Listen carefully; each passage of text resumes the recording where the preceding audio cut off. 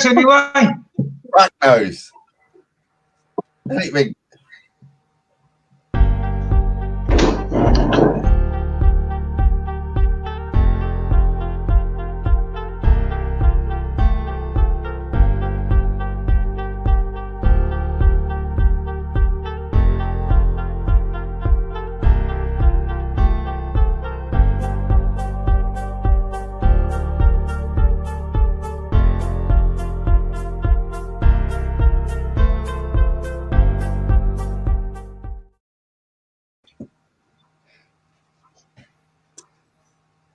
And here we are.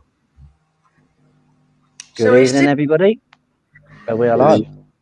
Good evening. Is Good evening, all. this the countdown for freedom, right? Oh yeah, definitely. Yeah, we should be. This is the thing. It should be, but it's the topic we're going to discuss tonight. To start off with, is kind of putting an overshadow on that. Most people won't know this, and I'll give a bit of a backstory so we sort of know this. Like, started about, I think it was about 1992. Our government have been trying to disestablish the Church of England since 1992. They tabled it again, I believe it was this year, and it was passed through. But if people understand our politics and the way legislation is made, means this new government could force this through in the beginning this term very quickly, and they can pass it through. I don't think people quite understand what this means constitutionally, what it means for laws not just here, but the whole of Christendom. Because if you undermine the laws in one of the most, I would say, probably most famous Christian countries, you've got to undermine them everywhere else. We already know what Europe is planning, and we're now coming along in lines with it. So it's like, kind of wondering, it's like, what do you lot think about them disestablishing the Church of England? So it's like, so it would just be a name only. So the Church of England won't have any say. It won't have its authority. It won't have its separation.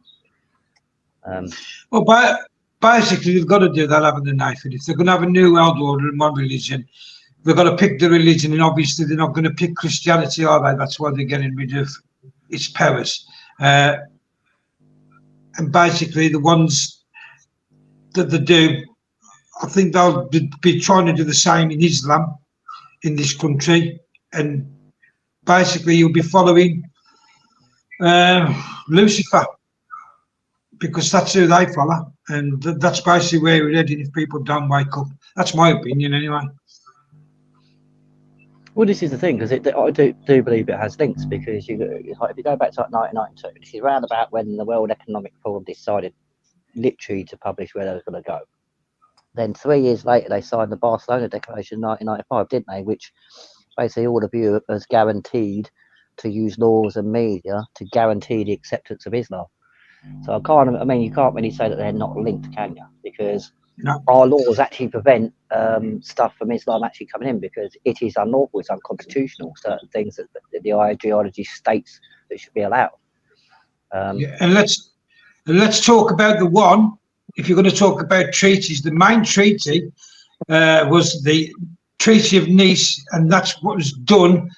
It was passed in December, signed in February, and signed in February, and then 3 weeks later, in March, the barons invoked 61 because he was classed as high treason, because that says that the fundamental rights of these people that are coming over. This is why like you said, Steve, why we can't stop the boats. It's because of that treaty. Because now, with that treaty, their fundamental rights come above the rights of the indigenous people of this country. And that's basically what the Nice Treaty was about. It was rubber stamped, and I was talking about this the other day, where they don't put it in one document, they put it in different documents, like the Maastricht Treaty, Barcelona Declaration, the Lisbon Treaty, the Nice Treaty. It's out, you've got to read all the documents to find the links to it all. It's not all in one document. It's what people are making the mistake. When they read one document and say, well, I can't find anything, well, you won't, because it's linked between them all. It carries on, bits in one, bits in another, and it all comes together nicely as a package. Well, that's right. I mean, the way I see it, and the way I've seen it for many years, which I've always followed anyway, is the fact that there is an obvious agenda which is going on, and the agenda is the destruction of Christianity, the destruction of the West, and that's going on all over the world. It's not just here; it's everywhere. Right? What people need to understand, they never do, and unfortunately, that is, you can put that down to many things. Whether the young are interested, which they're not, most of them. And the fact of the matter is, government and the mainstream media confuse them into believing that that ain't going to happen anyway. It's a false sense of security. And that's the problem. While that's happening, you've got all sorts of immigration going on all over the world, right? You've got infiltration of everything. This has been going on for many years. They are infiltrating everything. There's nothing that they've not infiltrated, right? Tommy Robinson has said it many, many times, but he's then classed as a racist, and he's a chill, and he's this and the other. I don't care what he is, to be honest, because a lot of what he says is true. I pick the bits out of things, right? And the way I see it is this. I've seen, slowly but surely, a total turnaround in the belief that all these people that are coming over, that they're allowing to do, they can change it if they want to, but they don't. So there's an agenda, right? Because the agenda can be looked at two ways, the way I see it, right?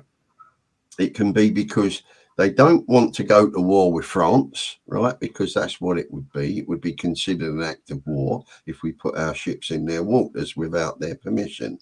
So we can't just round them up and take them back to France, because there is the UCHR for a start, and that is why we've got to come out of that. We've got to come out of the European Court of Human Rights. That is actually one of the main problems, the European Court. Yeah, we've got to come out. International law and community laws, really. Exactly. If we don't come out of that, you haven't got any chance whatsoever of doing anything anyway. But if you think that this government will round these people up and put them back in boats and take them back to France where they came from, forget it. They're not going to do it. They won't do it. And all of this nonsense about the Rwanda deal, that is the biggest comical thing I've ever heard of in my entire life. It's complete bullshit. And they've even got the front to even turn around now and say the leadership of the Tory party might resurrect it. They'll bring it up. Well, if they honestly think that that's going to guarantee them to win the next election, they're deluded. You know, the thing is, what you've got now is you've got total infiltration. And this is, no one's going to take any notice of this. Maybe years later, when people watch these videos, and I'm long gone, right? They will turn around and say, these guys and this lady here were right? Because what's happening is they are allowing these men of fighting age to come over here, right? Now, you can say what you like, right? You can turn around and say, well, the Polish have been doing it for many years. They've been coming over here, working, sending money home, right? Yes, they do. Okay. And they've done that for many years. They've done it since the end of the Second World War. And we've never had a problem with that because they're Christians too. They don't want to infiltrate. They don't want to take over anywhere, right? And they work. They do work. Yes, exactly right. Yeah, exactly right, Raffie. You know, I know this is happening in your country. We've known that for many years because we've spoken to each other now for many years. So we've had that, right? Well, this is one of the reasons I wanted Raffie on, because this I don't believe this disestablishment of the English Church and what I think they don't care about it's just about us. I think basically anybody who classes himself as Christian, or even if you don't believe in that, but you believe in the laws that have and society that's kept us all safe and meant that for thousands of years our police haven't needed guns. I've said this to you for many years, right? There's a saying, right? And it's you all know it. It's they feed the crocodile in the hope that they will be eaten last, right? And that's what they're doing. It's no different. And it's been that way for many years. They're allowing this to happen, right? Because big business want it. They want all this black economy. They want these people to come into the country and work for peanuts, right? And that helps big business. Big business love all that, right? But I mean, you'd think the lefties that would jump on that was sort of say about abuse of people, really, but they don't. There's an agenda going on, boyo. I'm telling you, I've been saying it for many years. So is Gary, so is Jezza, so is Raffie, so are you. And we've all been saying it for many years. I've been saying it on Restoration Radio. I can go back donkey's years, 15 years or more now, and we've all been saying the same thing.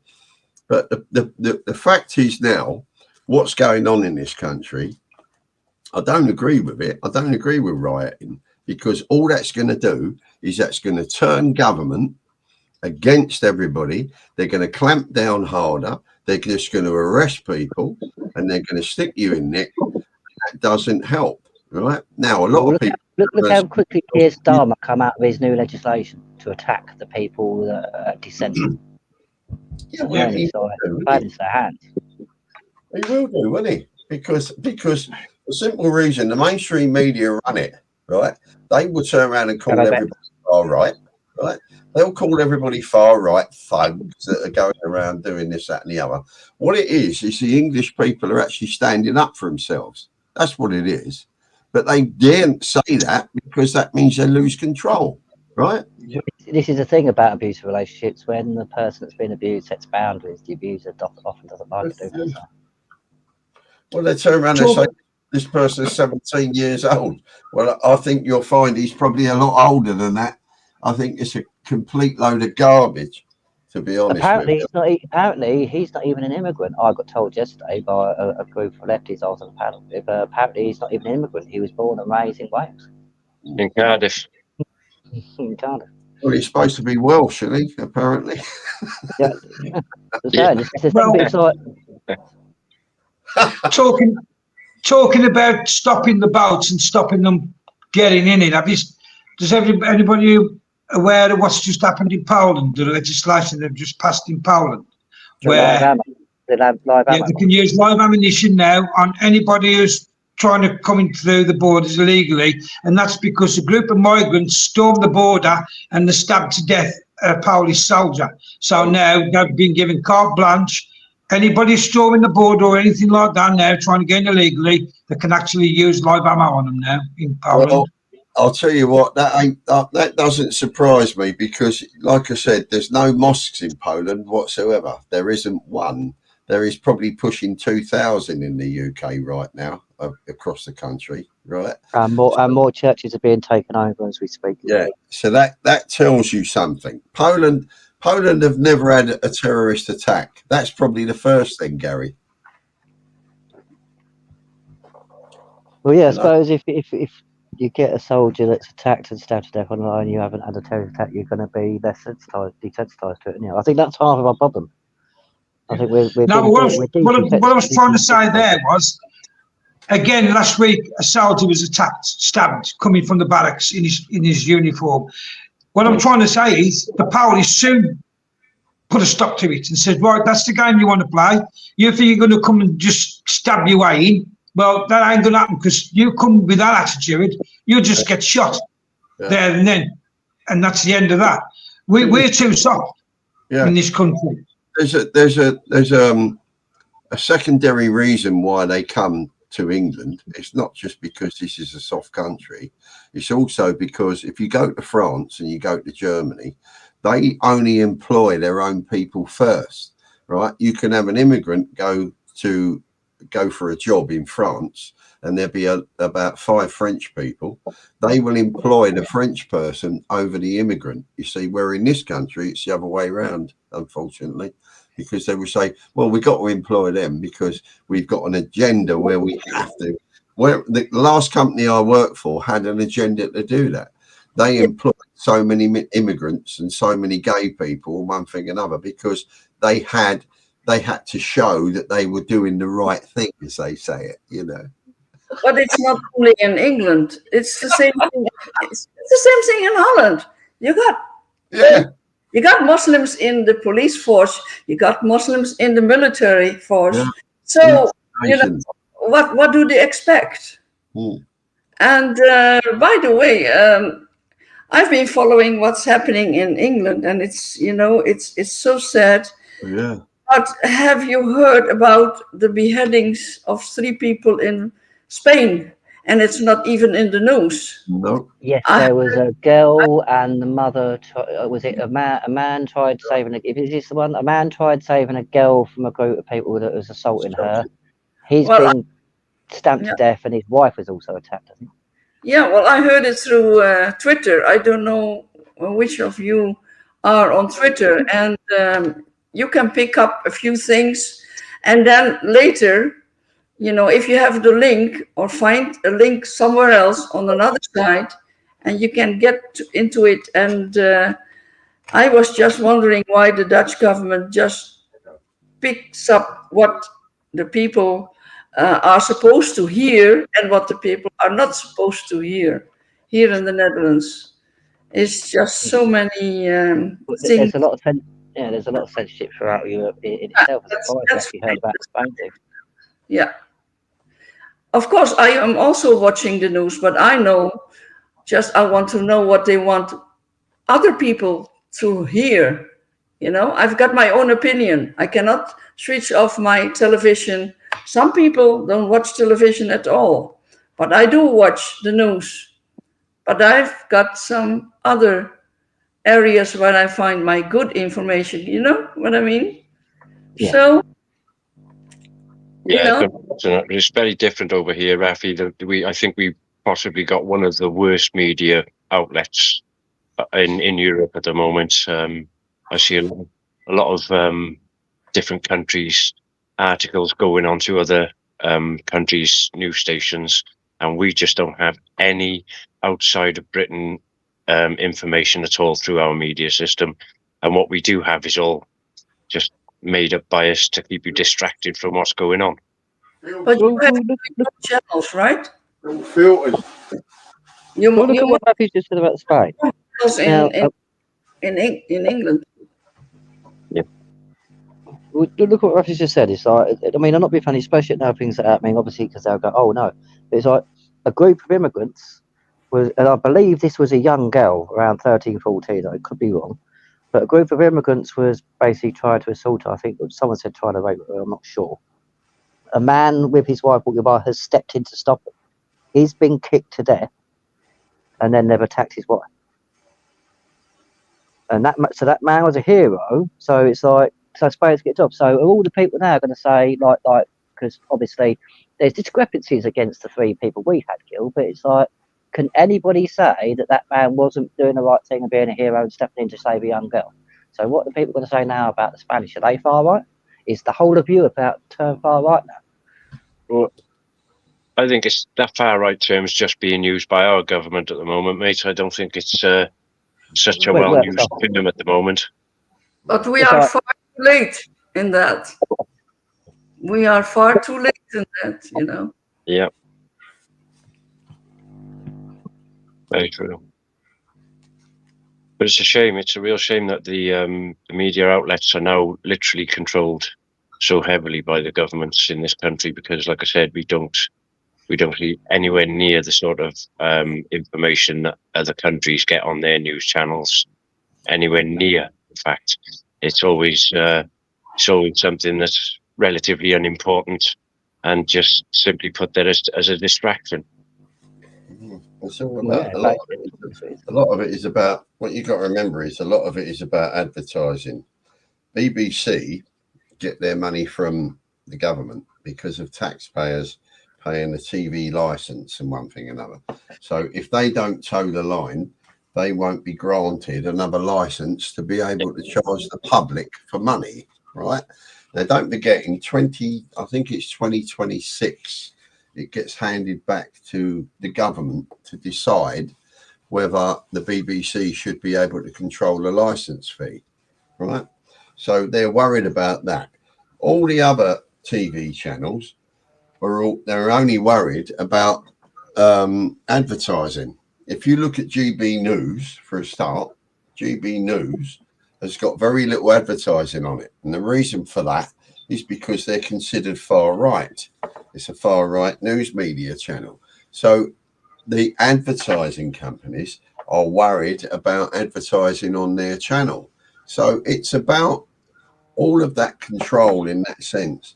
So if you're how they have existed this long, I don't know, to be honest with you, because the same old adverts have been on there since they've started, you know. So I'm amazed that they've carried on. They must be being funded by somebody. Somebody's funding them, which is a good thing. It's going to be some government line, that is, isn't it? Because that's why they're so heavily dictated. It's just like the NHS, mate. It's government funded, and they do what they blimping want. Exactly right. The NHS is nothing more. Hospitals are nothing more than military bases. Yeah. You know, they are controlled by the government. Hospitals are controlled by them. That's where hospitals started. It's battlefield triage. So they are basically, technically speaking, still a kind of an extension of the military. A lot of things are. You know, I mean, that's how these things work. But the problem is the vast majority of the general public in this country do not understand that, right? They think it's the best thing since sliced bread. It ain't. It is now. It's been controlled for many years, and not only that, it's, you know, you've got so many people in this country now. Don't get me wrong, right? The NHS was completely bollocks before all of this started, before COVID, before all of this 14 years. It was already struggling, right? Because national insurance, the contributions. Yeah, but what it is, Jess, right? The fact of the matter is, this thing was only invented for this country, right? It was a system that was invented for the UK. It wasn't never designed to prop up Europe. And that's the problem now. Because if you've got all that immigration coming in, right? You've got many, many people coming in. They've got illnesses. They've got this, that, they got that and the other. And they're all now suffering with depression, apparently, since COVID. You know, so at the end of the day, it's a system now which is breaking even more than it was before, right? So, and what do they blame? They say, oh, it's the doctors. We ain't got enough doctors. We ain't got enough nurses. We haven't got it. They're not funded enough. Listen, they've been throwing money at the NHS for bleeding God knows how many years. The problem is, though, that all gets taken up by middle management. The day they removed matron from running the wards and put in middle management was the day that basically the NHS become, I'm going to say it, basically just a money laundering. It was the start of the privatization, wasn't it? Yeah, it is, yeah.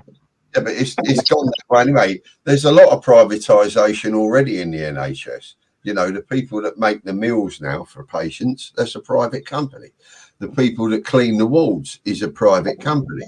They are not employed by the NHS. They're a private company. WRVF, isn't it? I think they're Serco, if I'm not mistaken, which is a French company, you know. Yeah. Isn't William part of Serco, isn't he? Doesn't he own the major shareholder or something? Probably, yeah. Wouldn't surprise me. So, guys, me as we're talking about the church and trying to get rid of the powers of the church and everything else. We all know, something's just come into my head, and sometimes I overthink things, but I think it's too much of a coincidence that they're trying to get rid of the powers of the church. And we all know that years ago it was sanctuary. You could go for sanctuary in the church. So if you was in any trouble of any kind, you could go in the church and then he was left alone. But is it any coincidence that they're trying to take away the powers of the church so people have technically got nowhere to go sanctuary-wise and what have you? And now they're trying to pass a bill, especially in America, where if you don't have the jab, you can be forced jabbed. They're going to have the UN soldiers kicking in your doors, and this is not fake. You can go and look it up. Actually, in America, they are trying to pass this law through Bill Gates, where if you, with this new pandemic, this bear flu pandemic, if you won't have the jab voluntary, they're going to now force you to have the jab. Well, years ago, you could have gone in the church and said, I want to claim sanctuary, I'm fearing for my life. If they're going to take all the powers away from the church and that won't be in effect anymore, will it? Because they just come storming in the doors and drag it out. Well, this is why it's to do with autonomy. It's to do with the international health regulations, everything. The thing is, if we allow Parliament to do what they've been trying to do, what they tabled this year and what they're going to table again. They've been trying to do this since the 90s. If we allow them to disestablish the Church of England, it's the Church of England that underpin all our laws. So you are by proxy, once you go, right, that's it, the supremacy of the Church of England is now over. You're by proxy basically saying the laws are now less. Because for the basis Exactly. of our nation to have the common law and the constitutional law we have is the Church of England. Well, do you know what this reminds me of at the moment? All these demonstrations and protests and rioting. It reminds me of the beginning of the start of the poll tax riots. It's just a very similar thing, right? Yeah, so Bristol riots, then onto the poll tax riots. It's very. I'm very anti wrecking your own home. You're wrecking your own town, smashing up shop, something another. I don't agree with that, but there comes a point in time where you have to do radical action, right? Now, I'm not agreeing with it, and don't get me wrong, I'm not promoting it, but when there is push comes to shove and there's nothing left you can do and government don't listen, what choice have you got apart from sit back and do nothing or make radical action? But that's going to Article 61 is what you can do, and remove them lawfully and peacefully with the protection of your constitution. I totally agree. But the problem with that, Gary, and I've always said to you, it's about educating enough people to be able to do it, and that's very difficult, right? Oh no. 61 is blown up to the point where now there is actually a government petition that people set up to invoke 61. It's all over TikTok. It's all over Facebook. 61 is now in the people's lap. Like I said, and many people walked away from it, but those that know that 61 is now massive and it's growing by the day. Well, somebody needs to do it. I mean, I watched the video the other day when all these people were up outside Westminster, and they got corralled as usual, because when you've got an uncontrolled loads of people that are untrained and they're facing people that are trained in corralling people, i.e. the police, you're always on a loser. You're never going to win it, right? Because they are trained to do that, right? It doesn't matter how many people go up London. If you're not trained, the police are, right? And they will win. And they did win. And what did they do? They corralled people and they just snatched squads, pulling people out, arresting them, taking them over to the area, and then de-arresting them later on and sending them home. But they actually held people against their will, right? Remember this, against their will. They had the right, as a free person in this country, to walk away and go home. But the police wouldn't allow them to do that. Right? Yeah, but under 61, Steve, under 61, that wouldn't happen, would it? Because under 61, you'd all be gathered, then the balance would come. The balance take over the country, so the government's not actually in any sort of power. The balance have now took over because they're removing the tyranny and the corruption, and basically you become their army. So when the police come out with things like that, you just arrest those police on behalf of the bands, and they will be the ones in front of the court, not you. This is what people don't understand, how powerful 61 is if you use it correctly and it's done properly. I agree 100%. What those police did the other day on that video was totally unlawful, right? It was illegal and unlawful under 61, but not just under 61, but under the laws of this country. You cannot hold people against their will, right? And that's what they did. They didn't do. They committed no crime, right? They committed no crime. They were just standing there. They were pulling people of all ages out of that crowd, right? Out of that corral that they had. And it was wrong, absolutely wrong and unlawful. But this is where you talk about 61. 61, yes, is the answer. But the problem is not everyone knows about it. That's the problem. That's where we're losing. People do now. Yeah, but enough people do now. But the problem is getting, it's like you say, it's getting people to actually understand it, because we have got so many people out there. It's like I said, there's actually a government petition out there now that people pass around saying, "Look at this, we can do this," and they've actually done a petition to invoke 61.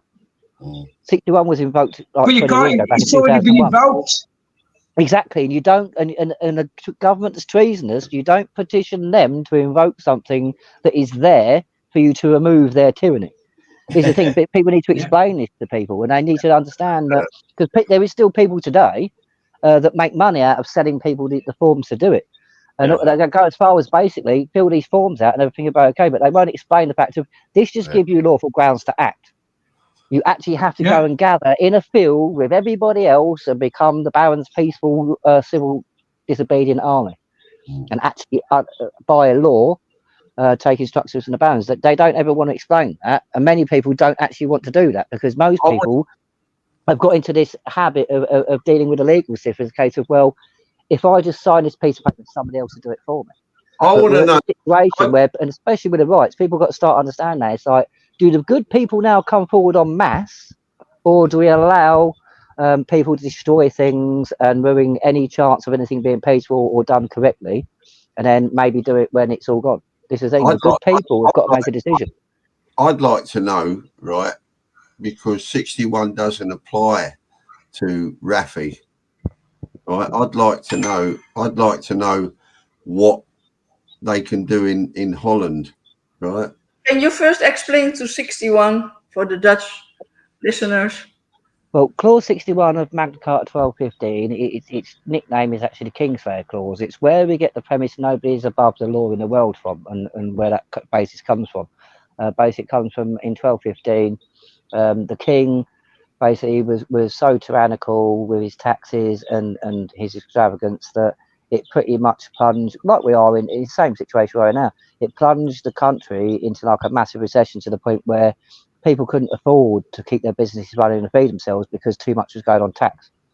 The king then, when we stood up, kind of went back on that and went further and started stopping people from like getting resources like wood to cook and stuff like that. So the barons invoked the clause in Magna Carta that 25 barons will be forevermore in perpetuity charged with holding the crown to account. So every time the crown steps out of line, our 25 barons, like they did with the Nice Treaty, are to step in and say no. And us as people are meant to back them and go, right, all the people of the realm don't agree, so you've got to stop. So basically, Raffie, what it is that's in English.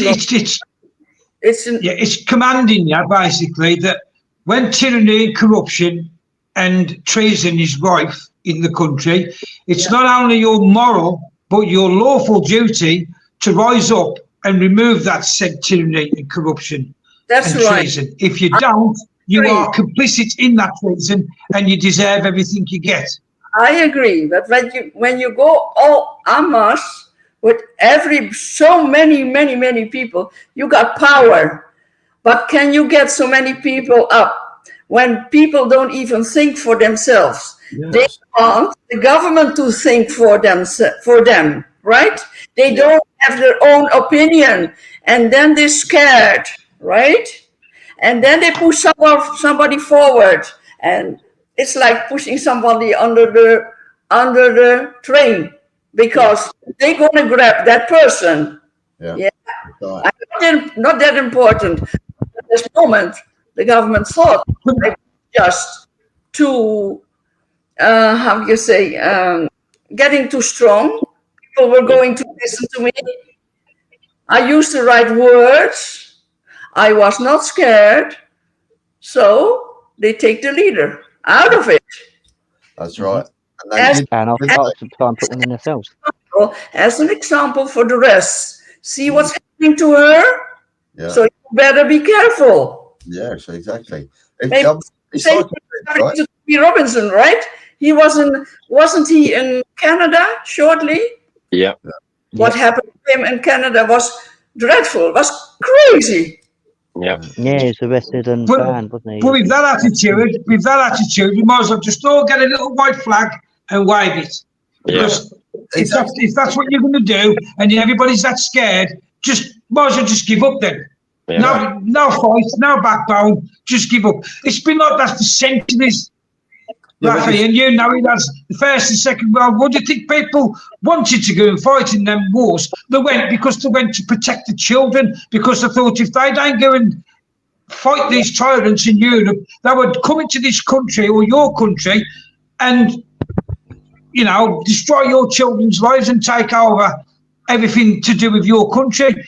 And that's why they did it. They didn't want the one, you know, volunteering because they wanted to fight. It was because it was they got no other choice. And we're coming to that stage now where you've either got to fight, lawful and peaceful, or just wave the white flag and say, well, yeah, enslave us all, take all my money, take my house, take everything, and I'll just be a slave. Gary, you know, but Gary, you know the difference between then and now is because we was all one people. We had one thing to fight for. The problem we've got now is that people are so divided. This is the problem. And division is caused by mass immigration. I'm sorry to say it, but it's true. It's caused by that. Education then, Steve. Sorry, Jez? We also had it part of our education back then. So exactly, yeah, exactly right. But what you got back in those times is everybody fought for the one thing, and that was the freedom, right, that we were facing, right? So we was all one people back then. We didn't have mass immigration back then. It's different now. You've got different religions. You've got listen, I'm not saying we didn't have it back then. We did. We had Indians. We had all sorts of people, right? But we were all fighting for the one thing, and that was the survival of our faith and also our beliefs and our freedoms, right? Yes, Gary, we're doing it again, but it's different now because we're so divided. The people in this country, London, listen, London is divided to hell. It's a bit like New York in America. It's very similar. Right, it's multiculturalism. Multiculturalism is a failed experiment. All it causes is secular society. That's what it causes, and it does it in every single country it goes to. You've only got to look. Listen, have a look. Go on Google. I've said it before. Google Iran in the 1970s. They were on beaches in bikinis.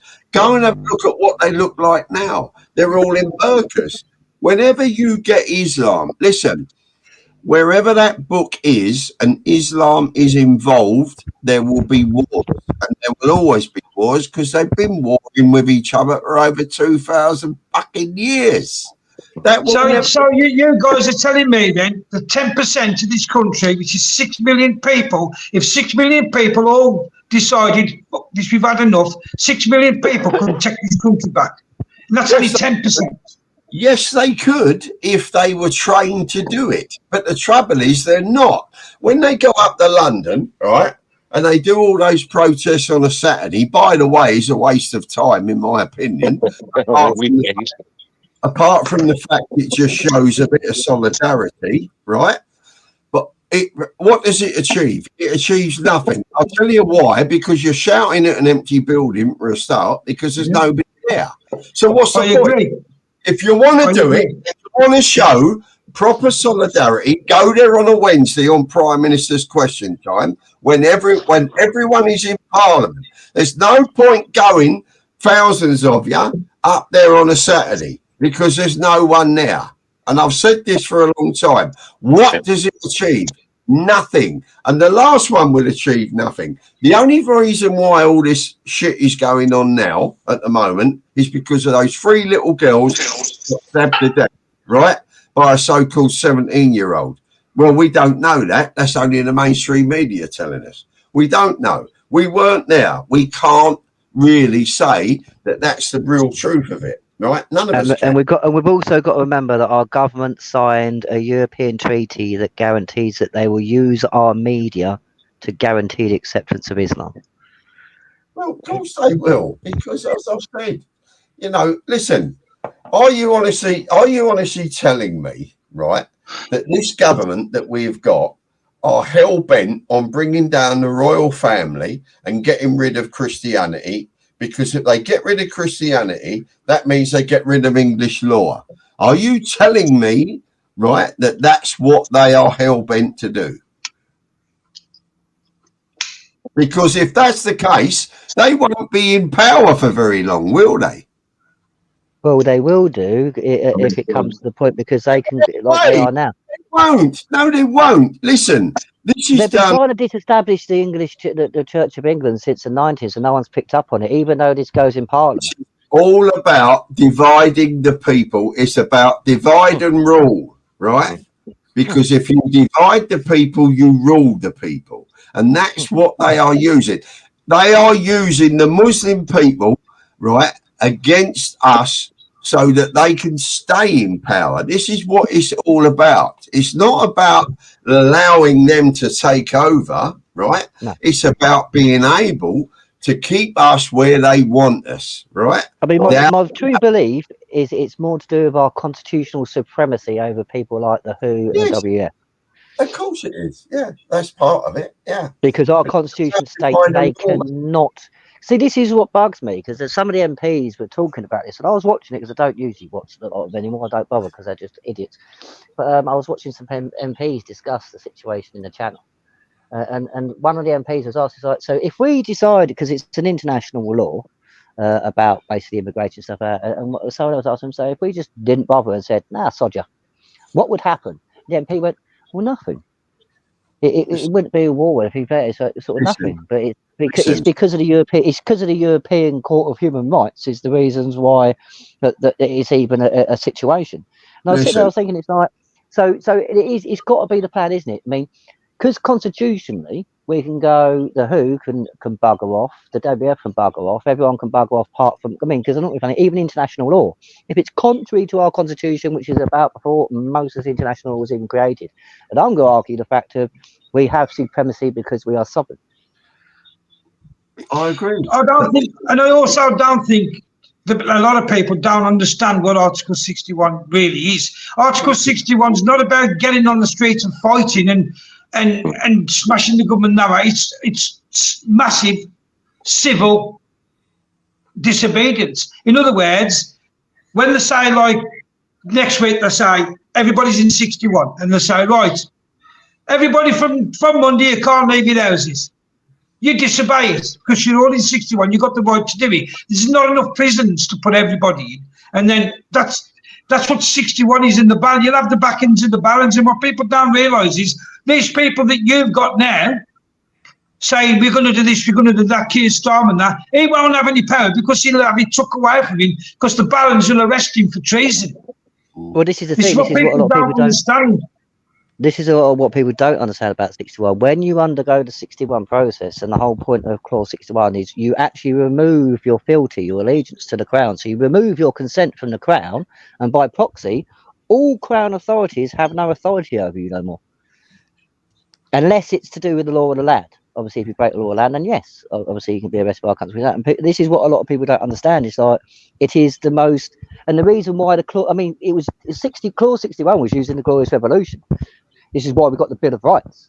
A lot of people don't understand that. They seem to think it did last time it was even done, or it was, I don't know, it was an old, go through them all and actually prove it because I've done in court. But all the things people said about the Pope and it being an old thing is absolute crap because it was used in the 1600s without any form of conflict. It's only recently that we're seeing our government kind of going, well, no, what we're going to do is we're going to go with the 1297 Magna Carta, which we've had to largely repeal because what we did was illegal, so we can't have most of the Magna Carta we want. So what we'll go with instead is just these 4 clauses and say it does this. And this is what bugs me. It's like with education. There's 2 Magna Cartas that's mentioned, 1215, 1297, and they say only 4 clauses are valid at the 1297. People go, oh, well, that's it then. Then it's only 4 clauses. 1215's gone. It's like, no. I will repeat, the primary source law states quite clearly, and this is a direct quote from House's Laws of England. The Magna Carta is as binding on the Crown today as the day it was sealed in Runnymede. And I can tell you now, there was only ever 1 Magna Carta sealed in Runnymede because straight after it happened, the King threw his toys out the pram and threw the English seal in the Thames. So no document's been sealed since Magna Carta. It couldn't be. No, and that's what annoys me. You remove your consent, so they don't have the power. So it's like Gary says. So when Keir Starmer says, "Right, well, we're locking everyone down," it's like you don't have the power to do that. And this is the thing: less than 30% of the people voted in this last election. So by proxy, the majority haven't consented to be governed. So therefore, acts and statutes don't apply to the majority of the people. That's by law. Again, that's what our primary law states. Acts and statutes only can be given the force of law by the consent of the governed. So you have to consent to be governed for their acts and statutes to have a force of law. But if people could grasp this, it's a case where it's, oh, what? So we can take their power away from them? It's like, yes, by the stroke of a pen. Well, let me tell you this. The way I see it is this, right? I'll put it in a nutshell for you, right? This government are walking on glass, basically, because what they're doing is they're allowing in a system, right? Not a religion, but a belief, right? A 14th century cult, if you like, that they honestly believe that they can manipulate and they can control and they can integrate into society, a Christian society. What they don't realize is these people have no intention whatsoever of integrating into a Christian society, right? Their only intention is to bring down the West and take over. Yes, and that's exactly what they will do, and they have done in every single other country that they have infiltrated.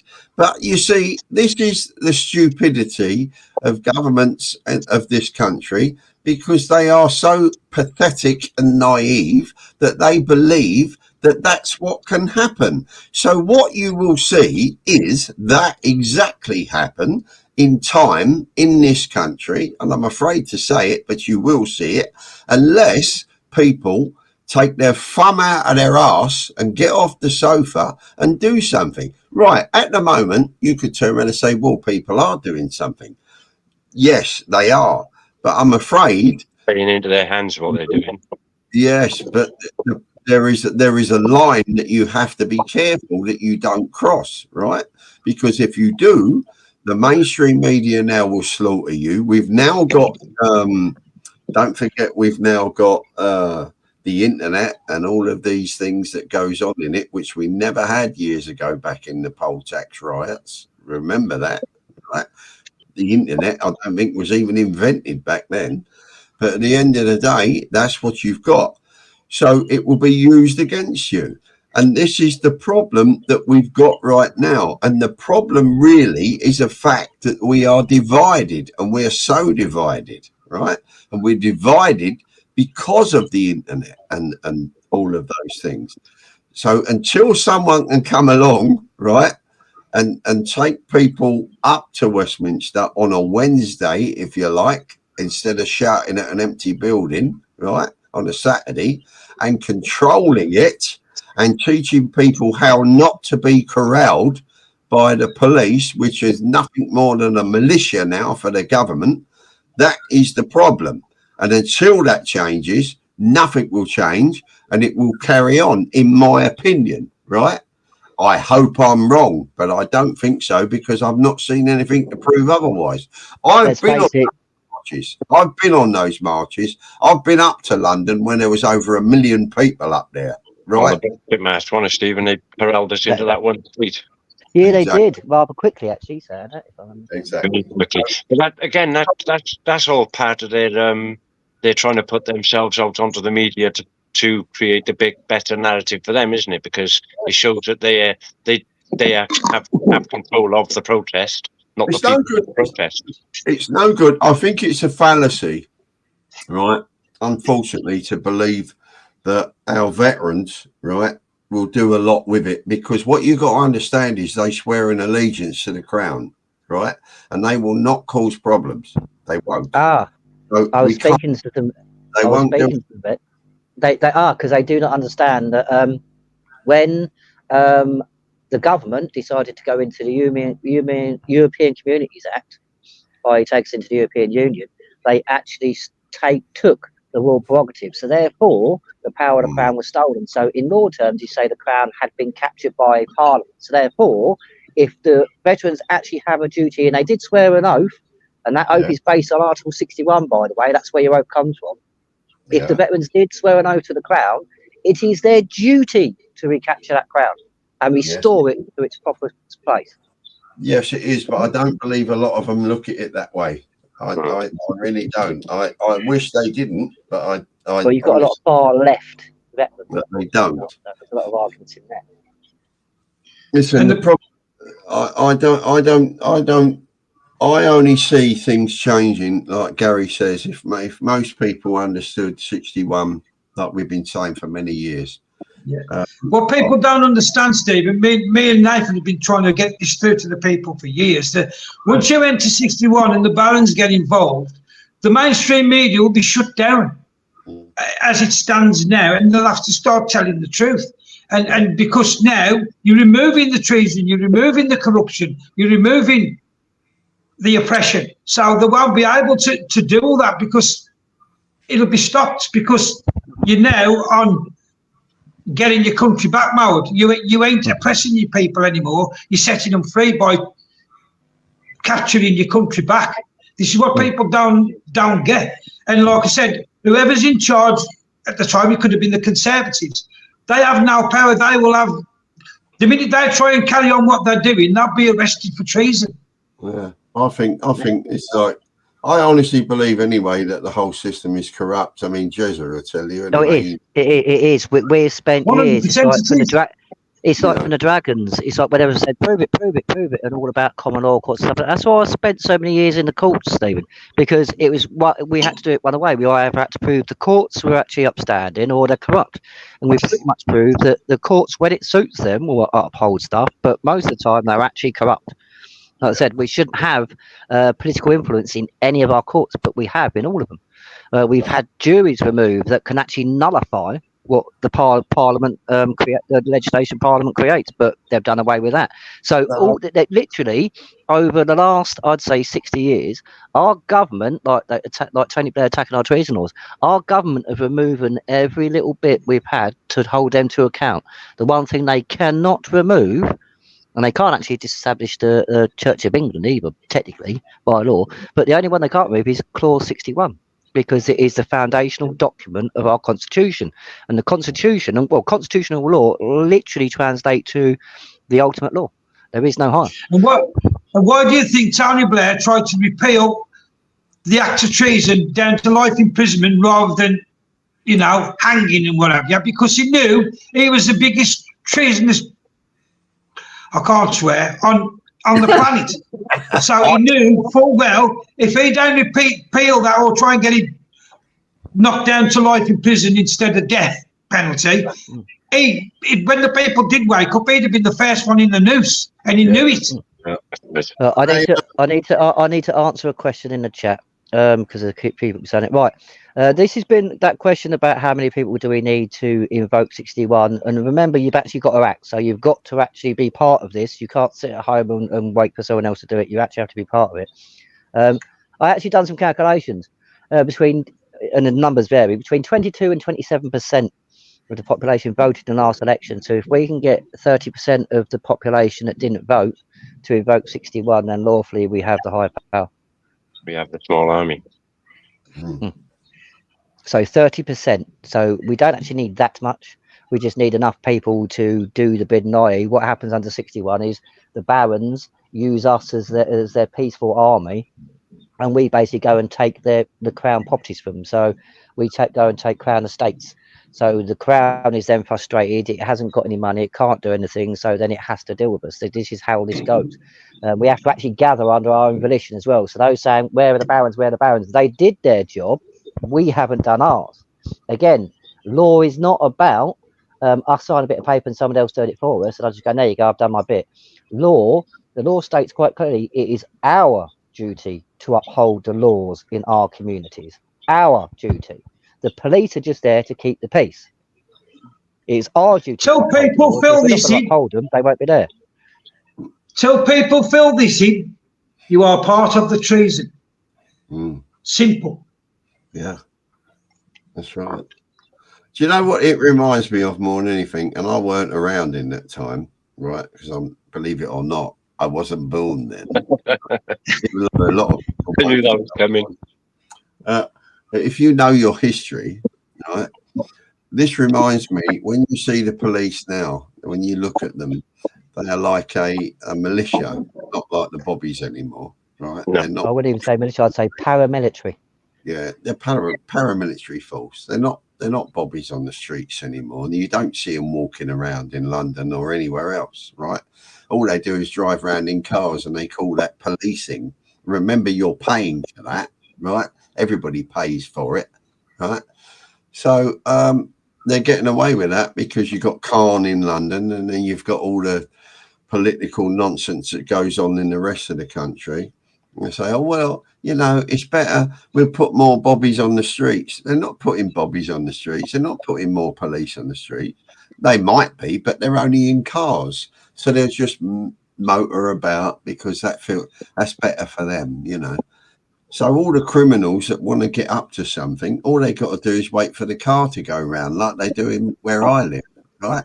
You just wait for the patrol car to go round. When it's gone, it's come round and it's buggered off. You can get on with your criminal activities. It doesn't police anything. The only way you they're actually, they're a reactionary force. But they're not a reactionary force. That is a misnomer. They're not. Because when you call them now, they don't come out. That's a load of nonsense. Yeah, but this is the thing. When it was a constabulary, you had a proactive influence within the community. No, but when they changed it from the constabulary, because they've had people, I don't think realise this a lot, but they've actually changed the name of the what it should be the Royal Constabulary, but it's now the police force. So it's now a reactionary force because they no longer proactively police. Yeah, but even like you said, they don't even react now. You got people. What is it? Somebody got stabbed in the hand, phoned the police, and it was like 10 minutes later. Things there, still no one there. Phoned up, and apparently, I think they got a load of abuse off the person on the phone. Sort of like it was like, well, basically saying, "Don't take it out of me because you got stabbed," sort of thing. It's like, what? But they changed it several times. It's been the police service, and then they thought, well, that weren't good enough, so we put it back to police force. Then they turned around and said, oh no, that might upset people, so we'll put it back to police service again. Now it's a police force again. It's a load of old bullshit. Listen, it's nothing to do with it. What it is in London, especially, right? Khan is involved in that. What he has done is made it a low-profile policing service, or force, as they call it, right? He's closed down most of the police stations in London. There ain't any that are open anymore, and there's a good reason for that. That stops people from being able to go and get any help. You can't do it. And now, if you get burgled, you'll be lucky. You'll be lucky if you get a crime report for that. Come round and service it or investigate it. What they rely on now is people that have got household insurance. So if you get burgled, you just put a claim in. That means they got nothing to do with the old bill. They're not interested. They have got no part in it. They've only got to play it. They've only got to play a legal record, then, haven't they? To pay the documented case. Exactly. So you get a crime report number, you give that to your insurance company, you get paid out. End of story. That's the way they see it now. Yeah, but you know what it's doing? They go after the people. For instance, in my case, trying to find fault in me for putting something on the media. Yeah. And then they have 5 people coming to your house. That's right. Yeah, that's right. They will investigate you rather than anyone else, because see, you would be classed as what they call an agent provocateur, right? You are someone who is speaking the truth, and they don't like that because that means you're against their agenda, right? Right. Same as all of what goes on here. About the government, which you agree on, disagree on, which I also do. But on the other hand, you know, they are just following orders too. Yeah, but when was the last time that happened? That's what I said.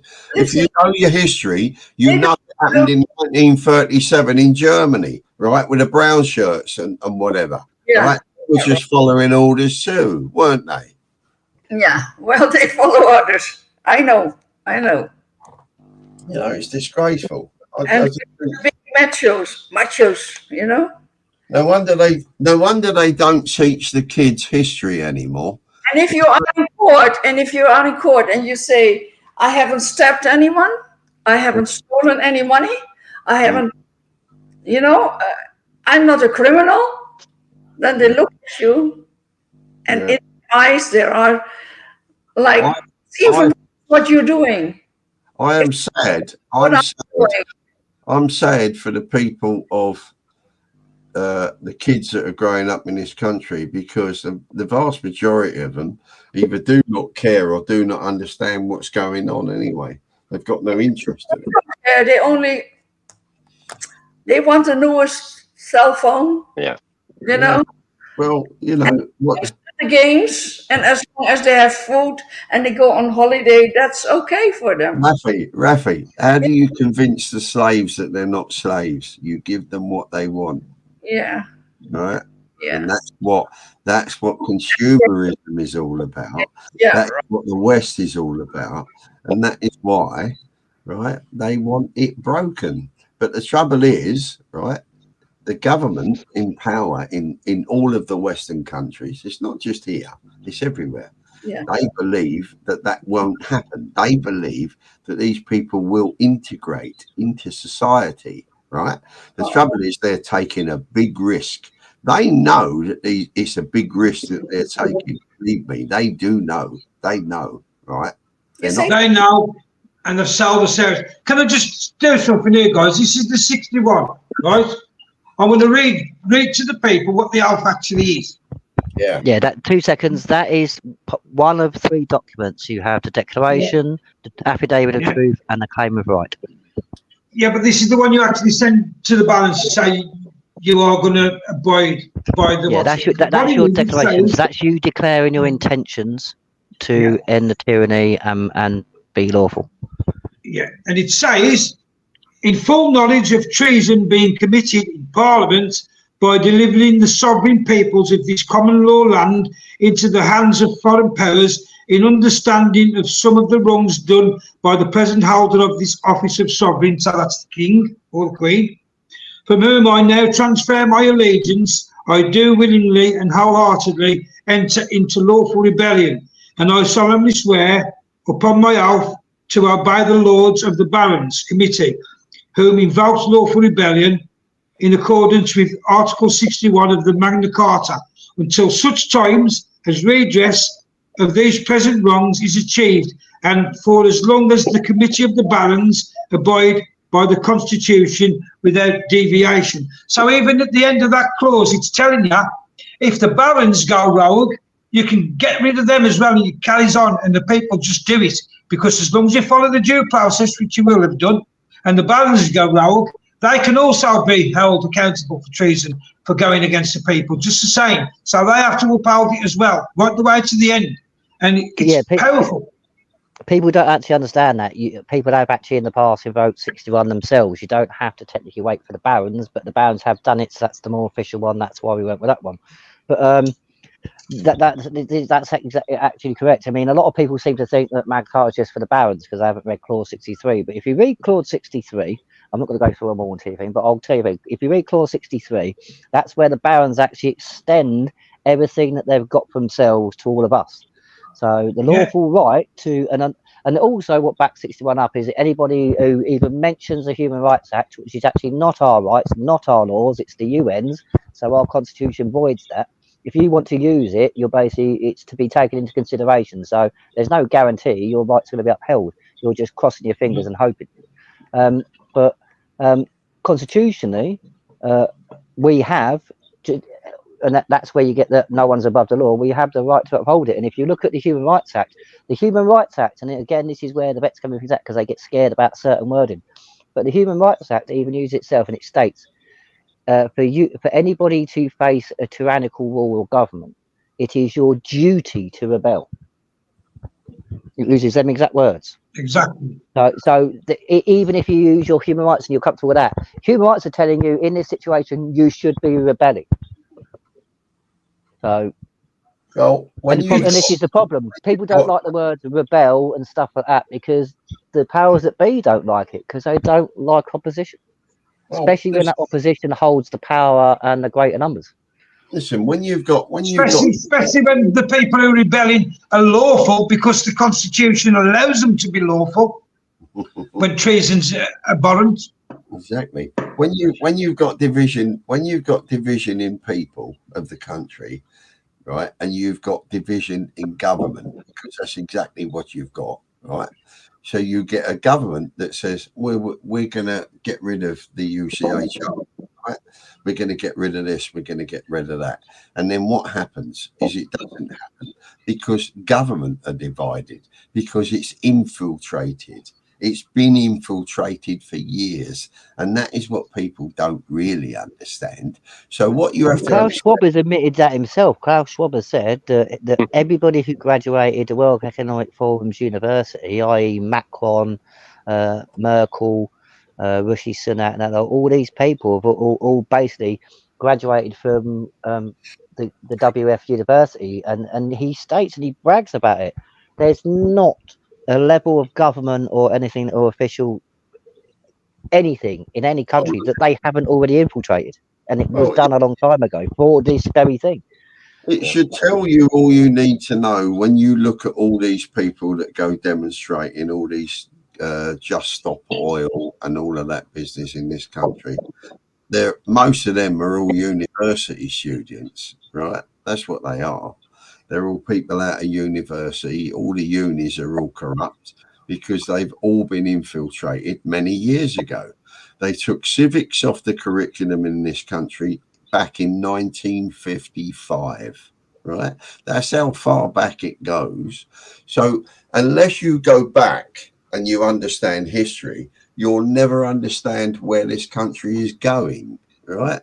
That's the biggest problem. So what they did was they took all that information away, and they've been doing that for many years in our educational system because the left got hold of it many years ago and have controlled it, and they're still doing it today, because that's why you've now got all this multicultural, transgender. You can go to school tomorrow if you want and become a toaster if you want, you know. You can be whatever you want to be, you know. Okay, well, you know, when you went to school, you went there for an education. You didn't go there to decide what you were gender-wise, right? That's where it's got a bit confusing now, right? It's not about whether you want to go to school and your little Johnny goes to school, and when he gets there, he decides he wants to be Josephine, right? The schools now are implementing that, and they are forcing it, right? Because they say, oh, well, you know, you've got to be able to let your child be whatever they want to be, and you've got this freedom thing. Freedom comes with a price. It ain't free. Trust me, it's not. It comes with a big price. And one way or another, it will cost you. And it will cost your children. And unless you get to grips with it right now, you will lose it. We are already losing it, right? We've lost a lot of it. Like I said, it's already cost us millions upon millions upon millions of lives through the last 1,000 years just to get our rights established and acknowledged. So let alone what happens when a group like the WF completely centralise everything into them. We'll never get it back. I have no problem with people being whatever they want to be. It's entirely up to them behind closed doors. If they want to be whatever they want to be, that's down to them. I don't give a monkeys. But don't force it down my throat, because at the end of the day, I am a heterosexual male, right? It's not what it says in the gay toilet. Well, you do that. You're doing it next. No, listen. And it says different about the throat thing about ramming it down your throat as well, but we won't get into that.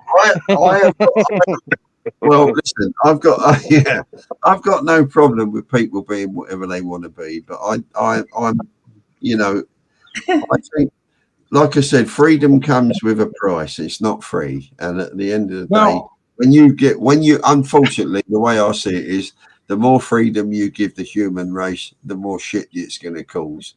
Because at the end of the day, that's exactly what it's done. Well, that's why that's why we have a monarchy, not an anarchy. I mean, that's two words people really need to get rid of: monarchy and anarchy.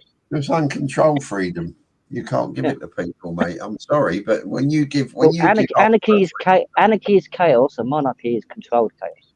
Yeah, well, you got to make. If people think they've got no rights, they won't have any rights. That's the truest saying I've ever heard. If you believe you've got no rights, you'll have no rights. Because if you don't believe you've got any rights, you think they're going to uphold anything. You already believe, you're already on a loser. You already believe that there's nothing you can do, you've got no rights, but you're more powerful and you've got more rights than you think. Well, and you know, Nathan, and you do, Steve, when everything was going on, you have rights in 2020. You have rights when the policeman says to you, you're not obliged to say anything, but whatever you say may be taken down and written evidence. That's why you've always say no comment.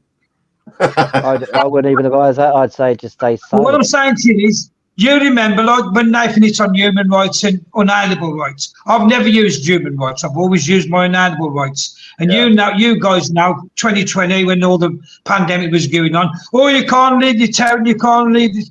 I was going backwards and forwards to Belarus then. And all I used to say to them, what power have you got? Oh, you're my creator. Because only my creator can tell me. Unless you're going to come in a court of law and tell me that you are my creator and you can prove it, get out of my way, because I'm going to Belarus. Yes. You can't come on my inalienable rights. And I was always let through, always. Yes. Well, this is the thing. Take 60 Wells.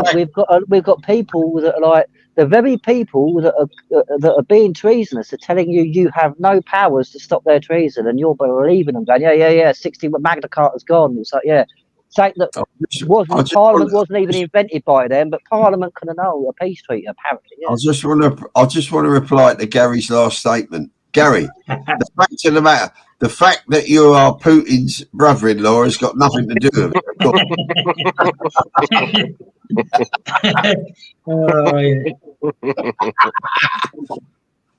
No, but like you saying, Steve, the price of your freedom, mate, comes to your doing your duties. Of course.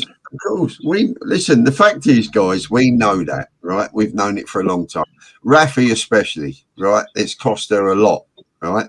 She's a very brave lady and someone that I'm proud to have known for many years. At the end of the day, it costs a hell of a lot. This is the problem, and you've got to be prepared to lose a lot, right? For standing up. We've done that in many respects in the past, and we still do it today, right? The fact of the matter is now what people are doing in this country I don't agree with. I don't agree with attacking mosques. I don't agree with burning your own towns up, but something has to be done. There's no doubt about it. And when government become tyrannous and when they become outrageously wrong, and the mainstream media are also, then something more radical has to be done. It's no good, right? Listen, let me ask you this. When Tommy Robinson arranges these meetings up at Westminster on a Saturday, is he around to be able to control the people so that they don't get corralled, so they don't get arrested, so they don't, they're in other words, they are forcibly held by the police illegally. Let me just say illegally, right? So that they cannot leave and go home, right? Where is Tommy Robinson then? He's not there, right? Well, so he's the gun fired me quite spreads to that. Hang on. He's not a leader, right? Because leaders don't do that. Leaders do not leave the situation and fuck off home, right? They stay there and they make sure that they control the people so that the old bill don't get you corralled, right? They teach you how not to get corralled. That is a military thing. Tommy Robinson ain't a military man, right? He's a mouthpiece. I don't know if he was there, never, on the demonstrations. He was not at present there? No, because he's already gone. He's either this all come off the back of what Danny Tomo's one. Danny Tomo, I think he broke the rules of their agreement with the police and just said threw caution to the wind, and it's sort of like spiraled from them. But none of them I think all they've done to comment, I don't know, so I'm just going to say what I've heard. All I've heard is that there's only been comments to say they are nothing to do with the protests and the riots that are going on at the moment. So they've kind of washed their hands with it. Well, of course they will, because they have to. But at the end of the day, right, what I'm trying to explain to you, right, and everybody that's listening is it's okay having these people that arrange these meetings, right, and arrange people to come up to Westminster on a Saturday, right, that you have to understand that you have to be there. Yeah, right. It is a show of force, yes, right? Is it on mainstream media? No. What good does it do? What it does is it just shows other people that might be watching, well, hang on a minute, we'll have to maybe pull our reins in a little bit. But does it, right? There's no proof of that. The problem is that I have with this, like I've said to you, is Saturday, which is wrong. It should be on a Wednesday, right? But people have got to take time off work and lose money, haven't they? Right? That's why they do it on a Saturday. This is where I do not agree with it. And I've never agreed with it. Right? The other side, I don't think we did that when we arrested Khan, right? We didn't do it on the day you were bloody well there, did we? Right? No, we had to buy tickets to a Fabian Society meeting and illustrate that. Thank you very much. And that was a Saturday, Steve. That was a Saturday. Yes, but they were there, Gary. That's the difference. When you go, that's what I'm saying. That was a Saturday, but we arranged that because we did everything lawfully. We bought tickets so they couldn't say we was trespassing. We planned that meticulously. We went in there, and if people want to see how to use Article 61 correctly and Section 3, then need to go and watch the car arrest on YouTube, because thank you. There was only 8 of us went inside there, and we held that room, and the police come. The police didn't arrest us. They looked at it all. They said, we've got the case and this and the other. And the one guy who was on that stage that should have been in prison now, along with Sadiq Khan, is Keir Starmer. He should be in prison. Exactly. Right. You said it yourself. It was planned meticulously. Right. That's the clue. We didn't ask for consent either. Right. It's no good just turning around, going on Facebook and saying, right, come up to London. We're all going to be there. We're going to have a load of singers, right? We're going to have a bit of music. We're going to have this. It's a day out, right? It's, bring your kids. You know, you don't take your kids. No, never. You should not involve kids. Fucking piss me off. I'll tell you now, listen, I am sick to death of seeing all that nonsense that goes up to Westminster on a Saturday, right? I'm sick of it. I don't have no part of it. I can't now anyway, because my health won't allow it. Yes, but at the end of the day, that's another thing, right? But the fact of the matter is, I won't have nothing to do with it, because it achieves, in my opinion, nothing. Just plays into their hands. All that achieves, and you go to London on the Saturdays, you get 100,000 people or whatever going up there, spending an average £100 a piece on trains and food and beer and what have you. Some people a lot more. But you look at the coffers that puts in the London economy. Then at 6 o'clock, they come more or less come along at 6 o'clock and say, right, we've had your money now, F off home. Yeah, well, the old Bill love it anyway, because they're putting him for overtime, because they've got to bring him in all over the country. Well, let's put it into context. Like Gary said, there was 8 of us who attended the Fabian arrest and actually went in to do the arrest. 8. There's been barristers, MPs, loads of people who tried to get in other MPs arrested and charged for crimes in criminal cases. They've never managed it. We managed, 8 people managed what thousands upon thousands of people are still yet to manage or to realise. And the reason why we did that, and the police backed it, is because not only was the paperwork good enough and our intention was, and everything was like that all the I's were dotted and the T's were crossed. What happened is when we planned it, we had a goal. We knew what we was doing. We knew what result we wanted, and we did it. We didn't just turn up and go, let's see what happens. Yeah.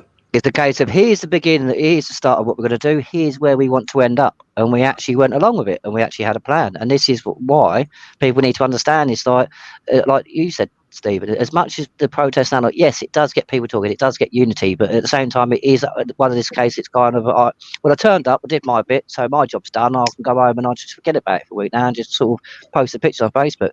But what you don't understand is, by law, you actually have to put pen to paper. You can't do it electronically or anything like that. You, by law, actually have to put pen to paper. You actually have to remove consent.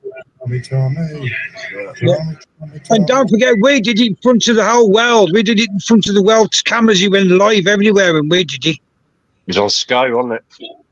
Yeah. It was everywhere. My missus found me up because I was in England at the time, and they went, Gary, what you doing? I've just seen you on the telly. What do you think you're playing at?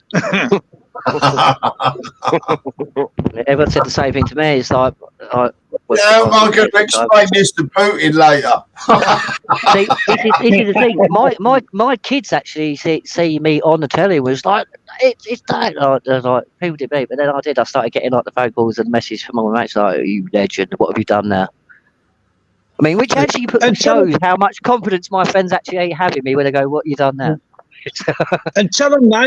Tell them what paper we hit as well. Nobody ever gets in that paper. Yeah, the Tokyo Gazette. Literally, unless it is something to do with the Tokyo people, you never actually manage. It's very, very hard to the point where it's extremely impossible to actually get into Tokyo Gazette. But what we did was so off key, so out there, and done so well that even the Tokyo Gazette actually picked it up and reported on it, and that is not unheard of. In fact, that the action we did of arresting them MPs and getting a case actually got more publicity than a lot of things other patriots and other people have done that are a lot more famous than us.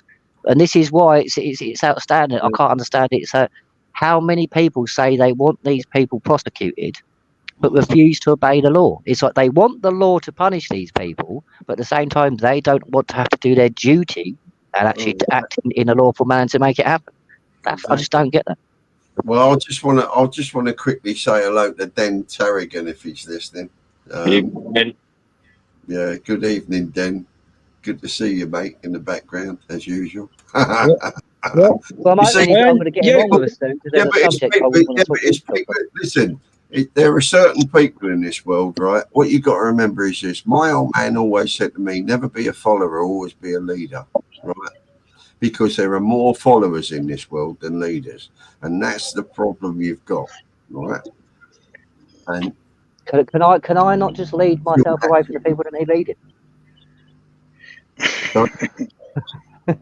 Can I not just lead myself? Can I not just lead myself away from the people that need leading?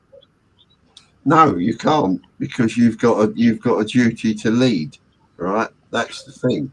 But I don't think I'm a leader. I think there's far more better people, so therefore that counts. No. You're not a follower at all. You are a leader, all right? Gary Clark is a leader. Jersey's a leader, and I know for a fact Raffie is a leader, right? Yes.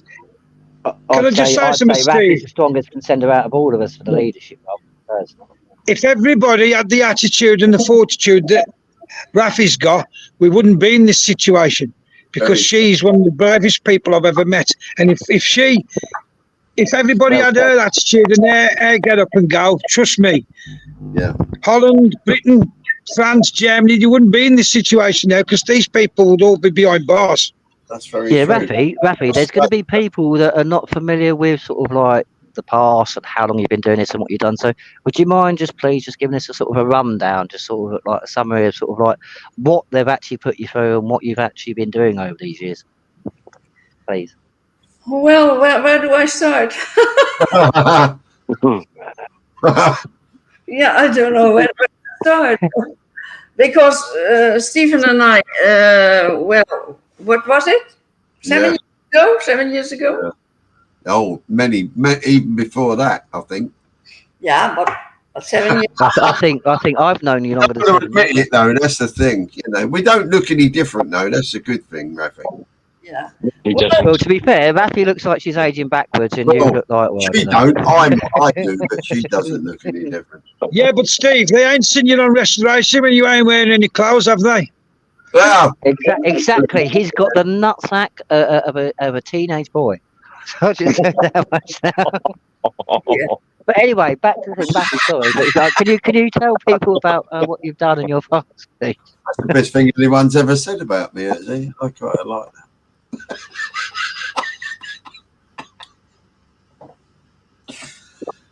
that. You've stopped her talking now. Carry on, Raffie, please. No, I was wondering when we started to have this show, Stephen, about 7 years ago, 8 years ago, something like that. Longer than that, darling. Yeah, but that was each year, right? Each year. Yeah. And then in 2015, I had my speech about, of course, about Islam, Yeah. freedom, and well, the government said that I offended a group of people. I don't have to explain it, were the Muslims. That I offended them by saying a lot of things, and then I referred to the Sharia. And then I became a very strong lady, because power, in Sharia, woman is nothing.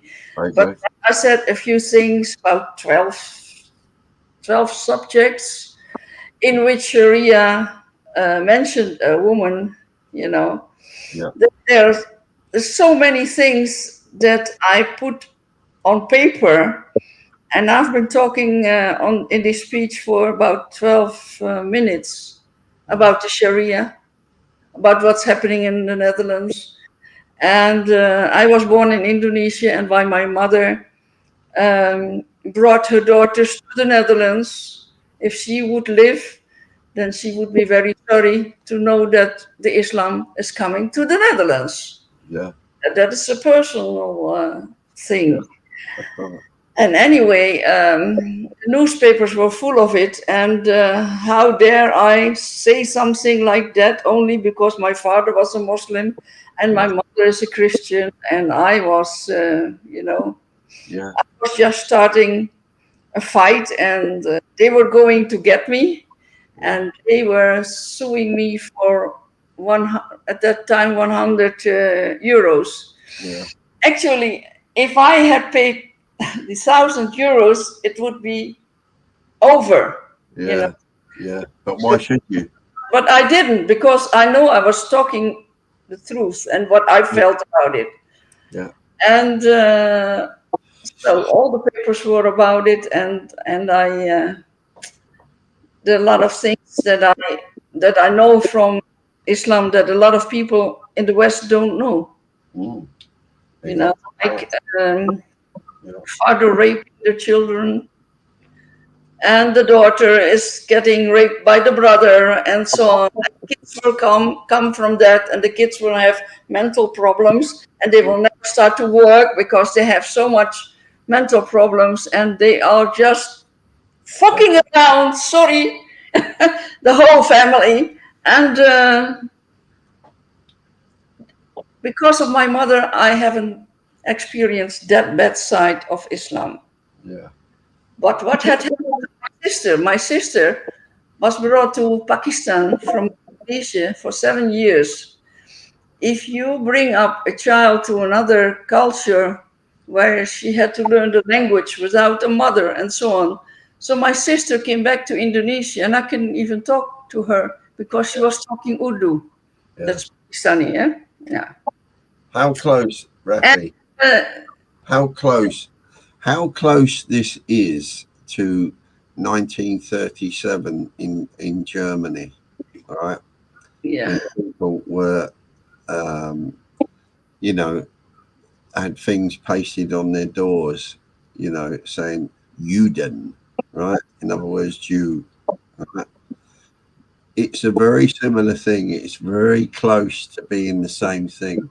But you see, if you don't know, right, your history, you won't know this. And this is what I've been cracking on about for a long time. People need to understand history first, then they will understand all this Magna Carta stuff as well. Secondly, right, because that it all goes hand in hand, right? But you've got to understand history. If you don't understand history and you have no education of history, then you won't know the similarities of this, right? Because there ain't a lot of differences, really, right? If you think about it. History is repeating itself, right? Yeah, absolutely. Absolutely right. 100%. Anyway, I had about 4 court cases. Four. Mm. And it was in front of 3 judges. How do you call it in English?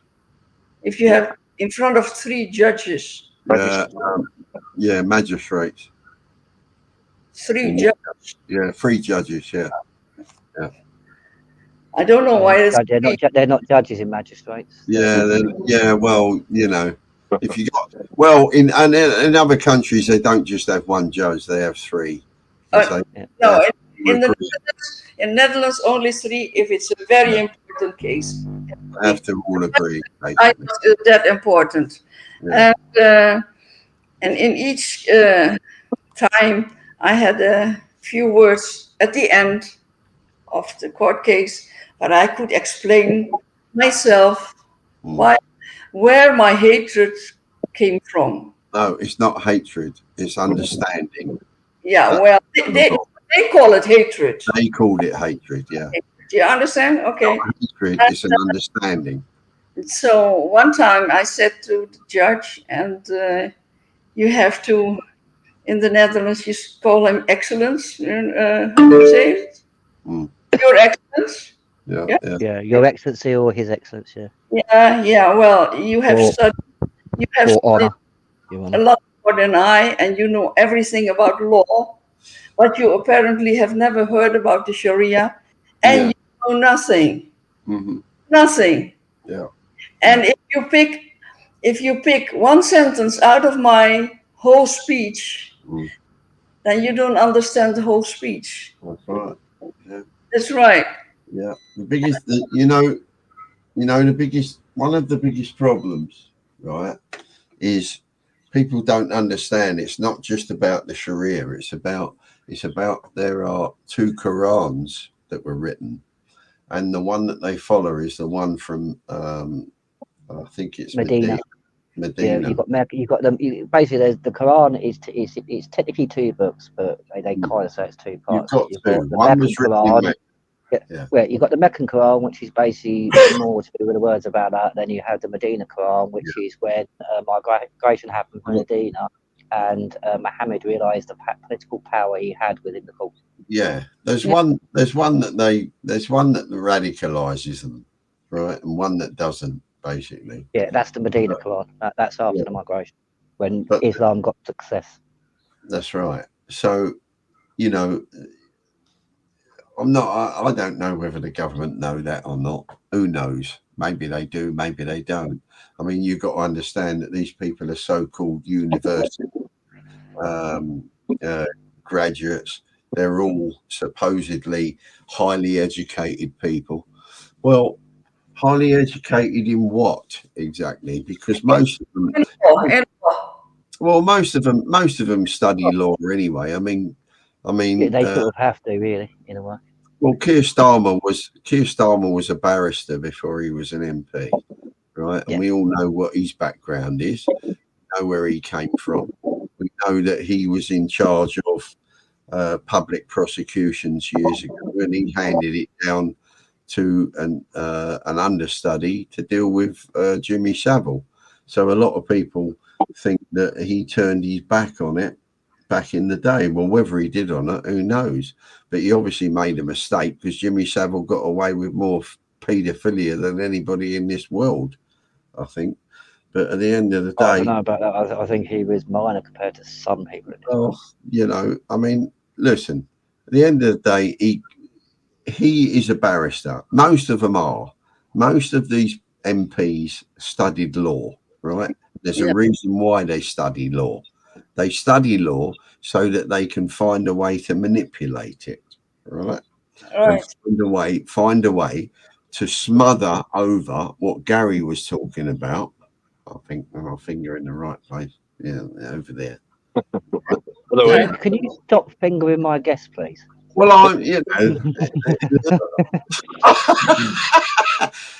I've never been accused of that before, but yes, I mean, anyway, after 7 years and so many court cases, yeah, I went to higher court twice. I was acquitted. Yes, but I'm not a rich lady, so I got my money from crowdfunding mostly. And I had 2 sites that helped me a lot. Thank God for that. There were a lot of people that donated money anonymously, really. Good. They didn't mention their name. Yeah.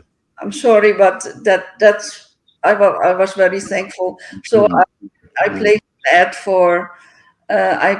ad for just to thank those people, and I don't know who to thank, but anyway, it happened. But it wasn't enough, eh? Of course, it is not enough for what I spent. No. Anyway, what happened? I was acquitted about 3 years ago, was it? Completely. 2 years ago, I think it was. Yeah, and they were very angry at me, and they were following me in everything I did, watching for me to make a mistake. Yeah. I didn't have any demonstrations anymore.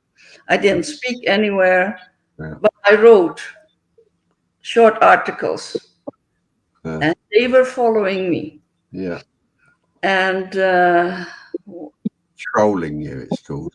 Now, you know what I did? I translated an article on Telegram.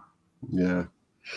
And I placed it back on Telegram in the Dutch language. Bingo. They caught. Yeah.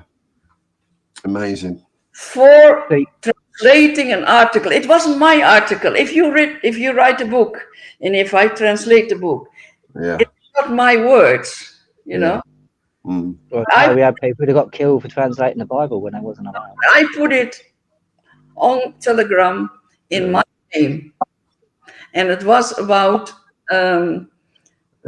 it was about attacking police with paint, oil in demonstrations. What you can do, whatever you can do to, you know. In this country, they would probably call it inciting violence. Yeah. That's what they would call it. That's exactly what they'd be charged for: inciting violence and inciting civil unrest. Yeah. This is why I say, right, whatever these people do in this country now, right, the government, they will use that to take away more of our freedoms, right?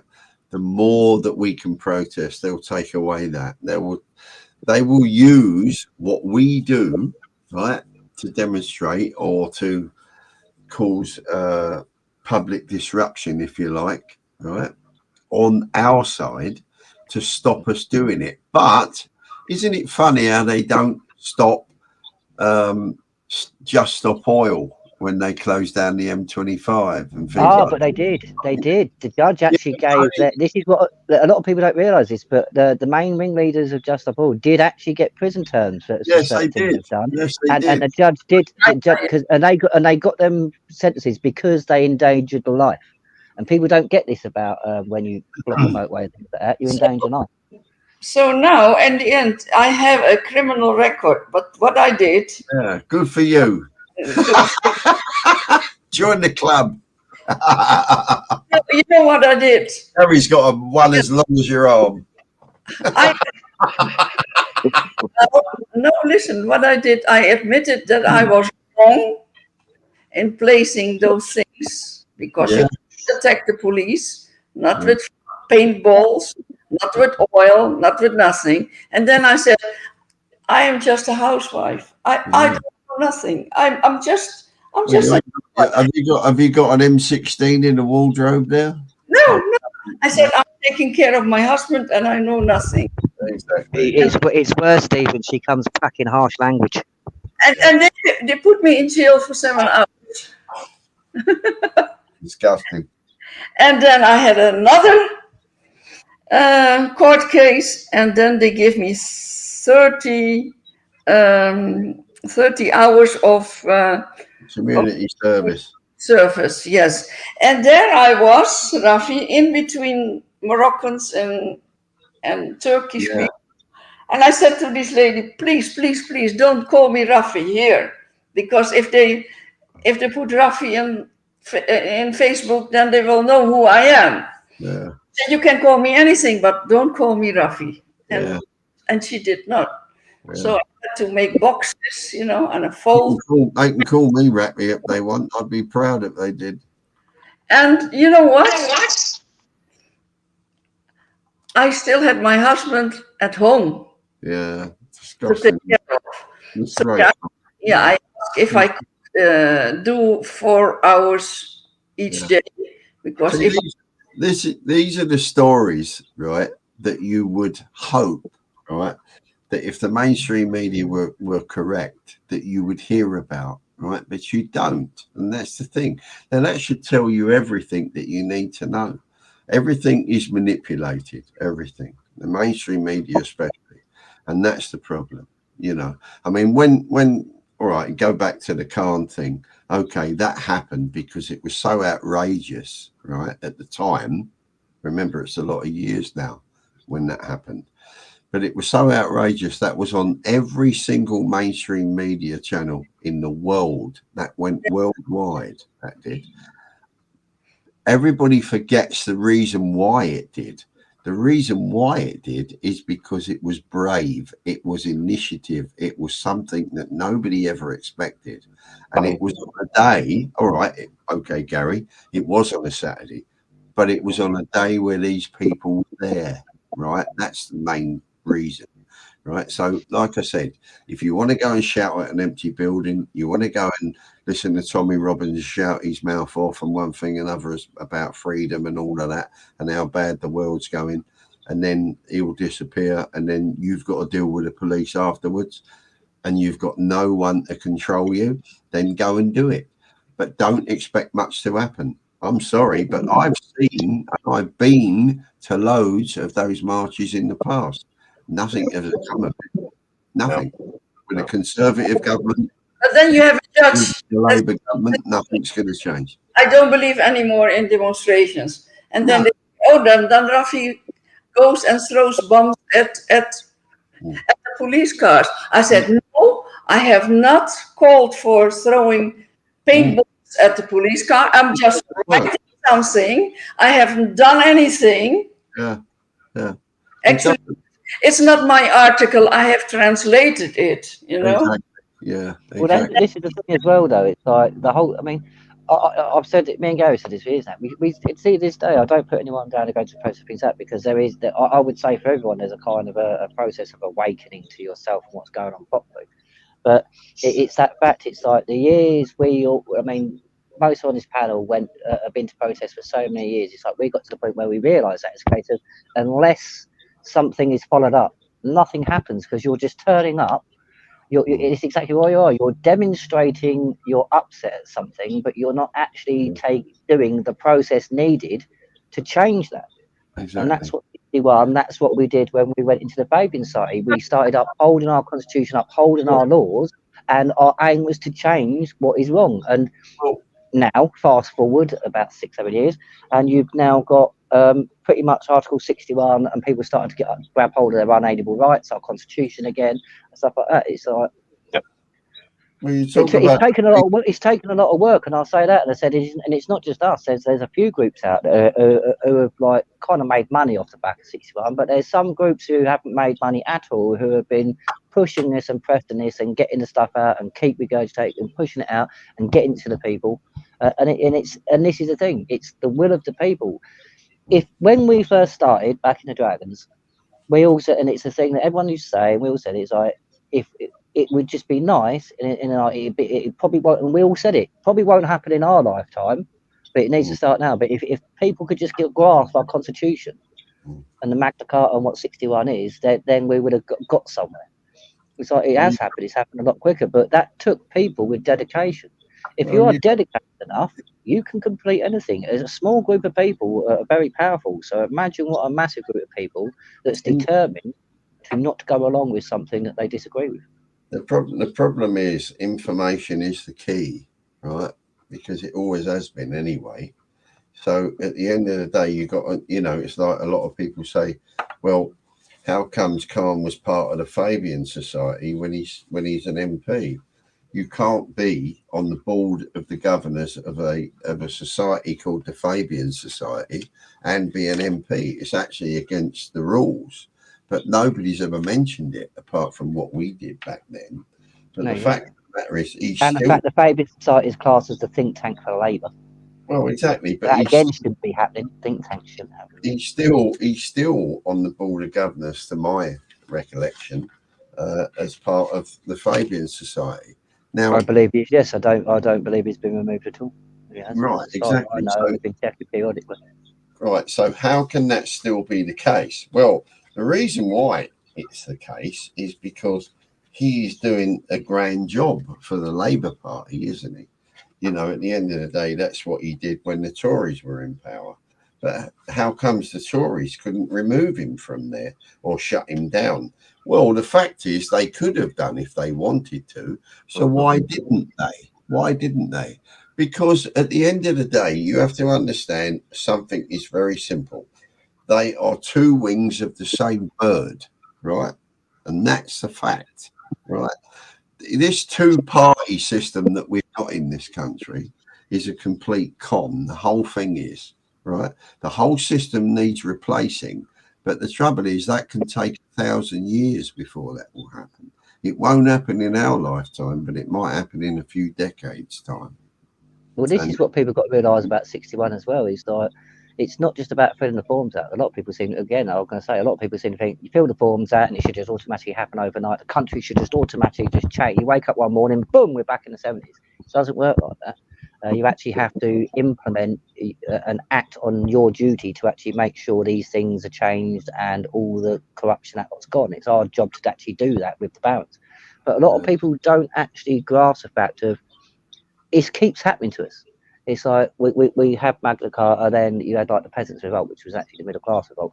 But loads of times, 1600s with the Bill of Rights, we've had to re-establish or reconfirm our rights multiple times. So to understand the fact that people, oh, it's medieval rules. So how comes people in the 1200s, in 1215 to be precise with Magna Carta, how did the barons know so much to know that power in a limited amount of hands can be tyrannical and can turn tyrannical very quickly, and to actually put something there to stop it? And that was how long ago? And what we're facing now? So it means like anybody who's done history will know that most you get like Greece tyrannical. You know, most civilizations had a degree of tyrannical rule. Like I said, this is why we have a monarchy, not an anarchy. I'm absolutely certain. Okay, Nathan, you know, right? Raffie knows. I'm absolutely certain. Gary Clark knows. I'm absolutely certain Jezza knows, right?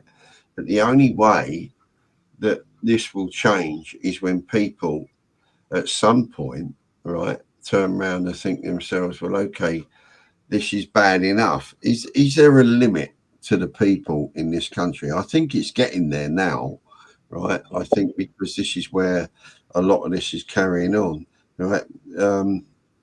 The fact that these poor three little girls that got stabbed the other day, that's only one situation, and I'm not belittling it in any way. I think it's an absolute disgrace and it's a terrible thing, and I feel so sorry for them parents of those little girls.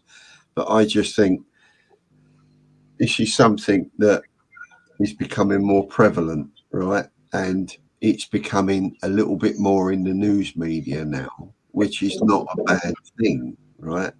Because now the news media are picking it up, but they're not exactly telling the truth, right? Oh yeah, they're definitely spinning propaganda with a narrative. They're still manipulating it, okay? But eventually, I think that will turn around. I think it will take time, but I think it will turn around eventually. You see, what you've got to remember is the BBC are government funded. You've got like I said to you about all the other channels that are far left, you know exactly Sky are, Channel 4, Channel 5, ITV. Netflix.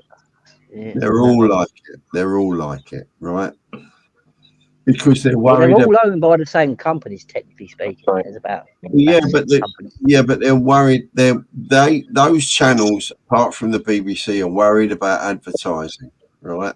They're worried about losing advertising because without advertising, they can't exist, right? So what happens is if they start becoming a little bit more leaning to the right, the advertisers go, oh, hang on a minute. I don't think I want to advertise on that channel because we might be blacklisted or people won't want to buy our products because they would consider us to be far right. So you've only got to look at GB News to know that is. Could I just intervene? Look at the word used, that one, because it is like I think you've hit on there something there as well. It's like the advertisers, if they lean more to the right, so it's like, so instead of using their terminology, let's just say if advertisers or companies don't put across how can we say the picture or the persona of what they want to be done, they are then basically penalised for it. That's the truth of it. It doesn't matter whether you're leaning right or left. It's a case of it's because they're not being funny. The left used to be liberal and they used to be what the far right class says now. This is what I don't get. The left would be the ones that are the radicals. Yes, but it's now the left are more, and they don't realise it. The left are more conservative, and the right's gone more liberal. It's sort of like they kind of switched those, like the birds just flew upside down. It's like I don't get it. That's what happens when you cause division in people, and it includes all the mainstream media and the government and everybody else. It is so divided now, and that is the problem. You know, well, this is why. Right.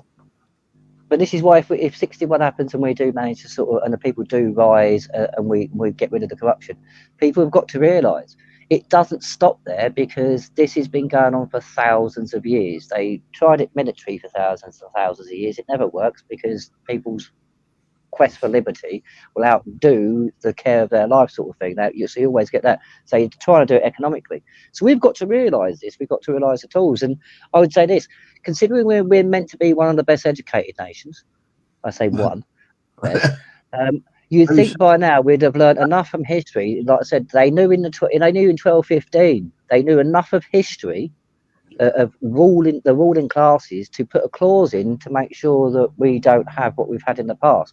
So right now, when we've got the benefit of more, and I would say the internet it gave more of an open source education, even though it is restricted, and again, there's a narrative, but it's still more open source education. I'd say today, for people to go down certain routes they're doing, it's just ignorance.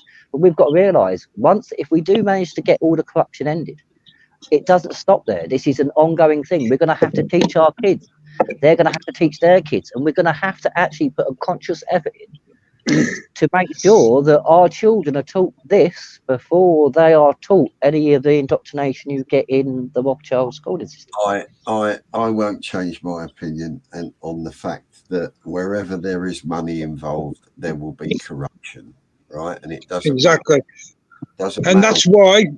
That's why, like Nathan said, when we do remove the corruption and the tyranny and the treason, we've got to make sure the Parliament has the remembrancer removed, because he works for the banks and he pushes in the Parliament what the banks want, not what we want. He's the first one that's got to go, in my opinion. Well, yeah, considering the City of London is a state that's not part of our state, then I do not believe that. And this should show people, really, because it's like Tony Benn said when the Human Rights Declaration, we don't actually have democracy in this country because we have a constitutional monarchy. So we don't actually have democracy. We have the illusion of democracy, but we don't actually have democracy. Many people get tripped up on that. And this is what a lot of people don't get. And like Gary says, that kind of thing. We've got to make sure that the corruption's gone. And when you mention like the City of London, which is the financial district, which is not actually part of ours, people should ask, how can our financial district, that's a state that's not part of our state, so it's not part of England, how can they have so much say in our politics and how our country is run? Capitalism. If politics are what people think, then how can a remembrancer and a state that's a separate piece of land, how can that have overbearing power on what happens in our daily lives? People need to really question politics at this time in our lives, and we really do. And this is what happened. I remember it happening with my granddad and my nan's sort of age group. You couldn't talk about religion, you couldn't talk about politics. And we've got to the point now where people won't talk about religion, won't talk about politics for so long that nothing's ever been addressed until now. So you're going to have that kind of that catch-up situation where you're going to have that burst. And then, so start talking about it. That's the way we stop a lot of this. And this is the way we sort a lot of it. Start talking about politics, start talking about religion, because everyone's got an opinion. They're like arseholes. Everyone's got one, and you're entitled to it. Don't care if you offend someone, because you have the right to offend people, the same as they have the right to offend you. Once we start to realise this and grow up, and people got to realise this, we are looked at children because of the way we act. Even though a lot of people go, well, I'm an adult. You're not in the eyes of the government, because you act like a child. You are, to them, you are ignorant of the system. You are ignorant of your power. You are ignorant of the authority you give them. So you act like a child. Yeah. It's why they say, and it's why the Greeks used to say that it's like, for instance, I don't know how many people read classic Greek literature, but if you've read Timaeus, when Solon went to Egypt, the Egyptian priest said to him, it's like, the Greeks, you inherited your civilization, and compared to the civilization before, you are young of mind, you are childlike of mind. And that is a very big thing, because when you understand what he's saying, you'll understand exactly the position we're in and why we had like the Middle Ages and information restriction and all stuff like that. You'll understand. And that's why when you go to the polling booths and you put your little X in that box, you're saying you're not capable of running your own affairs, and you hand it over to your sovereignty to them for 4 years because you're not capable in their eyes. That's what voting is. And then everything they do in your name then for the next 4 years, people say, well, I don't vote for that. Well, you actually did, because whether your party won or not, who you support, you still took part, and you said, well, whatever the outcome, I'll agree with you for the next 4 years. And that's what you've done every time you vote. Voting, nobody's ever voted the way out of tyranny and corruption and treason, ever. Even if people got lost. This is what people got to understand. It's like, people do get upset. It's like, well, how did Labour get in and stuff like that? Or, well, we need more people needed to vote. It technically doesn't matter who votes. In law, the fact of the matter is, in law, and the legal definition of registration is to abandon. So in law, you abandoned yourself and your right to be governed by a corporation and go by their rules. That happened the moment you register or allowed yourself to be registered on the electoral roll. So the consent is gained then. Anything after that is an illusion. So the party you're picking, all you're doing is, like you said, Stephen, two wings of the same bird. All they're doing is, like, when you've got the Liberal Party, you've got Labour, you've got Conservatives. So you've got the Conservatives, which throughout history kind of appealed to the rich. So if certain people, if the country felt that's kind of way, they would slow down a lot of what they're doing because the Conservatives conserve. If Labour got in, they would speed it up a little bit because it's about the working man, and the working one wants things done, like, I mean, quickly. If the Liberals would have got in, it'd have been done in 24 hours. This is what people don't understand. When you see the political parties, all they're doing is give you an option of which way you want to go. Do you want to slow down a bit and conserve what you've got? Do you want to kind of like get your hands on it and get to grips with it, like with Labour, like the working man, and let's start doing things. Let's put in action. And this is how they've teased you and how they've tricked you for many years. It's the way it's basically just gauging how the country feels, how quickly they'll put through stuff that actually takes away your rights. It's absolutely basically it's like catching the 27 bus or the 52 bus. They'll both take you to the town centre, but in a different direction. That's about right. I mean, don't forget, capitalism causes consumerism, right? That's what it's about. And as long as what you've got now, don't forget, technology has got a big part in this, right? You know, and everybody wants the new shiny, don't they? Now they all rush out, they queue up outside the Apple store for the latest phone and shit like that. You know, we never used to have that years ago, but now you've got it. So, you know, the problem is when the system that we've got is corrupt, the only way to win is to remove it. But the trick is how to remove it, right? You can't just remove it by demonstrating and burning down your own town and one thing and another, because that system that's in power now will just invoke laws and rules to stop you from doing that. They would probably lock your ass up if they catch you, and they can do that a lot easier now because of facial recognition, and also the fact that people stand by and just go, well, as long as I don't speak up, they won't it's all right, they won't look at me, I'll be okay. This is where the CCTV comes in now, because that's everywhere, where it never used to be years ago. Now you can't step outside your house without being on camera about 300 times a day. You know, so at the end of the day, wherever you go, you're on CCTV. So they can always look back on it and say, well, there he is. So we'll trace it back and we'll find out where he lives and one thing and another. This is how this CCTV was invented, right, really, to help the police to actually do their job, because people, the things in society has changed. What you've got to understand is no such thing as Sherlock Holmes, right? And elementary, dear Watson. They always relied on grasses and people to give them information, right? There's no such thing as detectives, if you like. Well, there is, but they detect the crime through information and also now CCTV. So it makes their job a lot easier. So all we're doing is playing into that, which is a good thing, because it can work for you, but it can also work against you, right? And I don't know. With the whole CCTV thing, I've got to go. I don't go with a massive amount. I've got to go with Maggie Thatcher on this one, where she sort of said about the European Union. It's like the more you give in to a government and the more power you give them, the less rights you have. And we're seeing that with CCTV and facial recognition. It's like you say, look at China. If it's getting once facial recognition comes in, if you're on a protest, you've got your bank account stopped. You're not getting your food until you've done your penalty. If you sit there and say something on Facebook that you don't like what the government are doing, you no longer get to eat or drink these with your family. This is what you are walking into. It's like you said, Steve, because this was what made me think about it. You said it earlier. It's kind of like people got to understand this, and it is a now decision.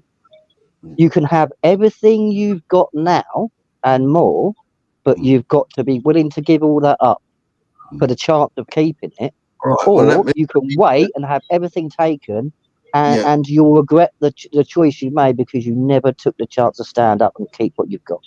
Yes, but you less can state, more private.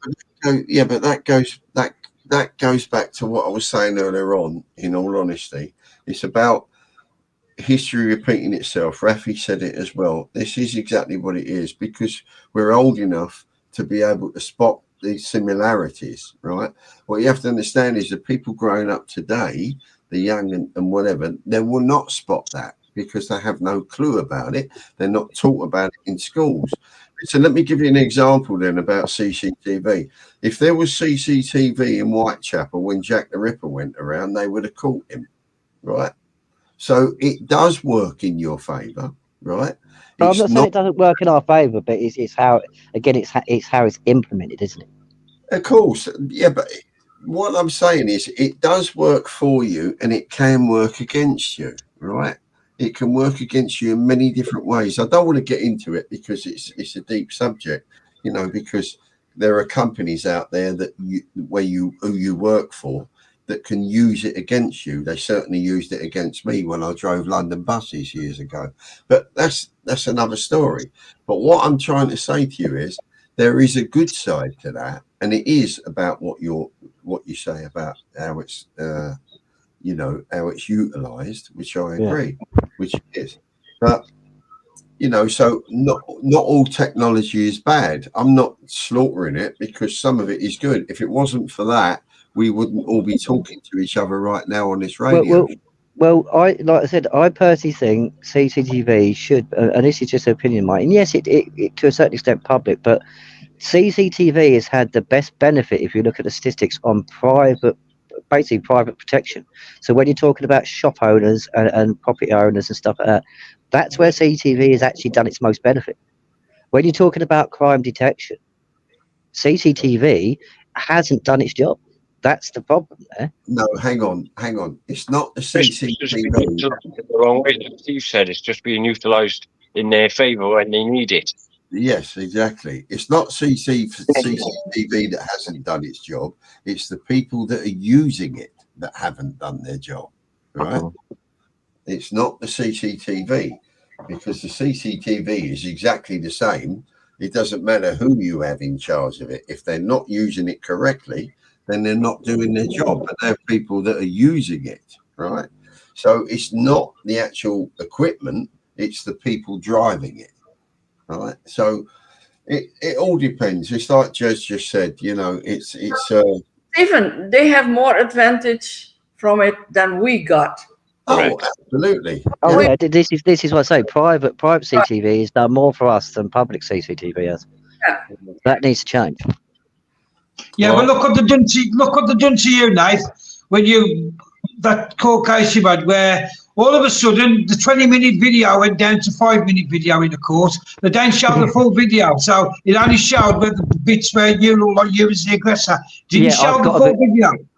Yeah, I've got to be very careful on this because this is still ongoing. I'm actually already contacted the Attorney General. No, I'm just saying the statements like that. Basically, there was CCTV in a case that I was involved with, a personal case, and basically the Crown Prosecution Service, first of all, gave me a 3-minute video.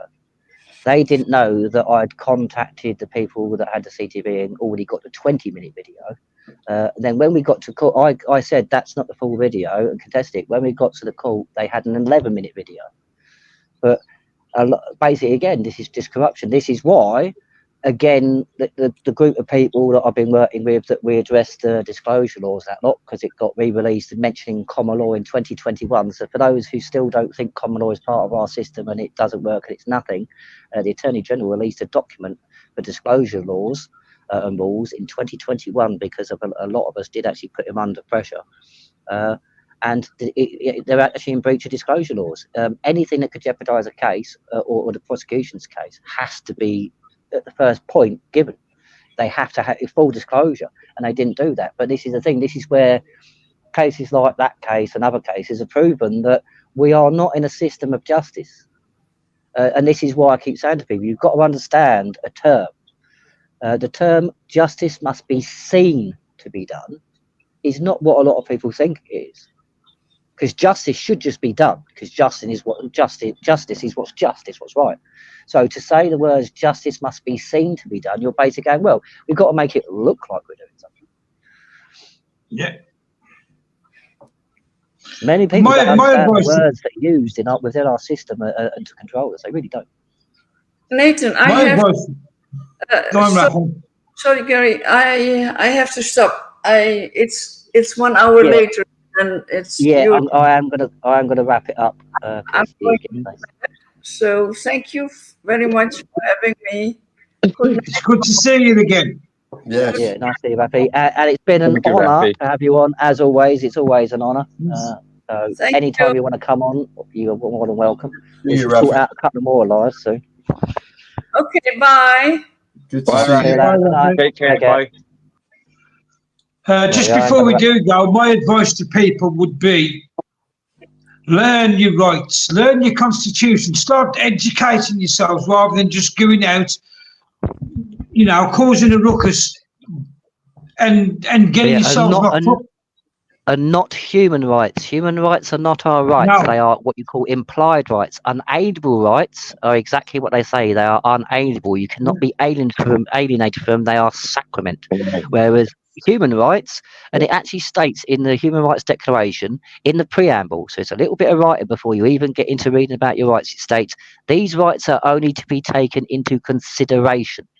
Many people skirt over that or don't bother reading the documents to go, well, I've got human rights. No, you haven't. You've only got human rights as far as consideration is gone, and you'll only have human rights if it benefits the system or whatever narrative is being pushed at the time. So learn your unalienable rights. Those are what you have, regardless of self, situation, background, race, religion, anything.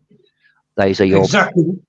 Why do you think they brought in the Human Rights Act? To overtake and to take it away from your unalienable rights and stand under the human rights, because that is their act. They did create that, so they are the ones that created it, so they can say what goes and what don't go. With your unalienable rights, they can take it away at any time. Yeah. With the human rights, it can be, that document can be taken away or superseded at any time by them, because it's their document. This is what a lot of people don't realise. This is where people have really, we have got to learn as a nation again, and we've got to teach each other, because we're not being taught by the powers that be. And this is what you've got to understand. Certain bits like this, it's like with the Human Rights Declaration. If you don't know who it's the UN. The Human Rights Declaration is from the United Nations, the very people that want to sexualise our children. And people are going to go, oh, that's a well claim. No, have a little research into it and look at what the UN is saying, and look what human rights is allowing in regards to what goes on with our children and other people. Then you'll understand. And do remember this: the copper that slings the cuffs on you and slings you in the back of a van and might give you a kicking later on has no clue about what we're talking about. Right? No, they are taught mostly civil law, and they are taught the end bits, the end sections really of the Criminal Law Act of 1967. I mean, I asked multiple constables, "Are you familiar with Section 3?" And they say, "No, we only get taught certain bits, things like that," because they don't actually get taught our rights. Because if they read Section 3, now Section 3 of the Criminal Law Act of 1967 states, and that is where we have our duty and powers of citizen's arrest, not 24A, that's PACE. Under Section 3 of the Criminal Law Act, that's where we get our powers from, because they're constitutional powers. And it actually states in Section 3, those who are members of the armed forces and the constabulary do not, they are separate from that act and that section of act, because, and I quote, it states, because they take a lesser oath of office. With one exception, right? The person that gives you bail, right, when you get taken, you get nicked and you get taken into a police station, you go up again. When the copper, right, when the bobby puts you in front of somebody, puts you in front of the desk sergeant, right? The desk sergeant is the one that knows about criminal and common law. He's the only one that does. The bobbies that are out there walking the streets know absolutely nothing about common law. And that is why when you pull them up about it, the first thing they do is they get on the blower and they ring the desk sergeant, because the desk sergeant is trained in criminal law and common law. But the bobbies are not. They're only trained in criminal law. They're not trained in common law. And they're not really trained in criminal law. This is the thing. This is why. If you ever get nicked, demand that you speak to the desk sergeant, because the desk sergeant knows everything about common law and criminal law. He's the only one that does. He's the only one. The only ones the higher ups do, but yeah, most of the bobbies, like I said, they're taught. No, they don't. Yeah, but now, Steve, and that's as far as it goes. Now, Steve, most of the police stations are unmanned, and there's no desk sergeants on a majority of them now. Well, not at all. No, there is, but they have to be by law, but they're not out on patrol like they used to. They don't go out on patrol. If you get arrested and say, "I want a sergeant here," that doesn't happen in this country, because we haven't got as many, because they have to be on duty in the police station. So many people confuse that with America. Speak to one of them. You can. Well, I took a certain person to 4 or 5 different police stations, 4 or 5 different times to answer his bail and whatever. And there's never ever was a desk sergeant there at all ever. He said, nobody mans it now. We just come in and now we've all got like the code, and we just come in and do what we've got to do. And it's not like a proper manned police station anymore in that respect. Yeah. They swear a different oath now, the bobbies, don't they, the police? Yeah. They attest a different attestation. That's why they don't really need the desk sergeant there now, because they work under a different system. Yeah. Well, at the end of the day, it is your right to be able to ask for somebody who is a higher person than the arresting officer, if you like. But it depends on how you have to do it, because I have known people who tried that, and the constable will say, "It is not my job to give you legal advice." I suggest you. Well, they're not giving you legal advice. You can. It's not about legal advice. I know, but this is why I'm saying, because you've got to be careful the way you question judges, whether it's a constable or judge. You've got to be careful the way you question, because they are not actually allowed to give you legal advice because they haven't got a license for legally. So when a constable is telling you about the law, all a constable can actually do, as a death side of that law, is confirm or deny what you're saying is true. They are actually allowed to put acts up and actually show you and give reason for what they're saying, but they're not actually allowed to give you legal advice. And that's one of the things they use to get around what Stephen's saying, so they're not accountable for allowing something going on that shouldn't be allowed to be going on. No, I'm not saying that they'll give you legal advice. What I'm saying to you is... No, that's not what I said. I just basically, I was explaining that because that's what a constable uses to get round answering questions and giving people the answers to what they need. They say, well, I'm not here to give you legal advice. And that's what they use. But if you ask questions in the right way, a constable is duty bound to answer, because they cannot be misleading. The fact of the matter is, whatever you say is taken down and written in evidence, isn't it? Right? So, because you might be under caution, right? So what you say is, I'm not willing to speak to you. I want to speak to someone of a higher authority. That way, I will speak to someone. After that, if they don't agree to it, you just say no comment. Whatever the questions are, no comment, no comment, no comment. It's all best. Because you have requested it. Say nothing. Then when it comes up in court, right, it comes up that they denied you access to a higher authority in the police, and that does not go down too well with a judge, let me tell you. Could I just say, remain silent. Do not say the words no comment. I know a lot of solicitors that look like you say that, but if you say no comment to a probing question about a crime, what you're actually saying in legal terms is, I'm not going to implicate myself. That's what no comment actually means. It says, I'm not going to implicate myself. So you're kind of saying, I am guilty, but I'm not going to admit it. That is actually what it means in legal terms. The same as guilty or not guilty actually means I'm guilty. It's just to what degree is the accountability of my guilt. That's why you say demurrer, no case to answer. That's why you have a right to remain silent. You don't to not incriminate yourself. So if you don't want to incriminate yourself, remain silent. Don't say no comment, nothing. Just smile and be quiet. Well, then just turn around and say exactly what I said. I am quite willing to explain myself to a higher authority than you. End of. Apart from that, I ain't saying nothing after this, and that's it. They will write that down. They will write that down because it is their legal obliged to do it. So if they don't then move it to a higher authority, when it gets to court, that will be brought up because your solicitor will bring it up. Right. So the problem is, to us, the only time there is a higher authority is if you work for the constabulary. Anybody, and this is a fact. So the higher authority is a court. Look, you're only obliged to give your name and your address or your age, date of birth if you have committed a crime, right? Or the police can assume that you have committed a crime, but it doesn't mean that you have to do it. The fact of the matter is, like I said, there's a lot of differences. I could go into it, but it would take all night and it would be another show. But you can refuse to do it, but you can also ask to speak to a higher authority. If they refuse that, then that will come up later on. Your barrister, if he's any good, will bring that up, which they will do. And therefore, the judge then will look at that and say, well, that's not right, because he's got no choice, right?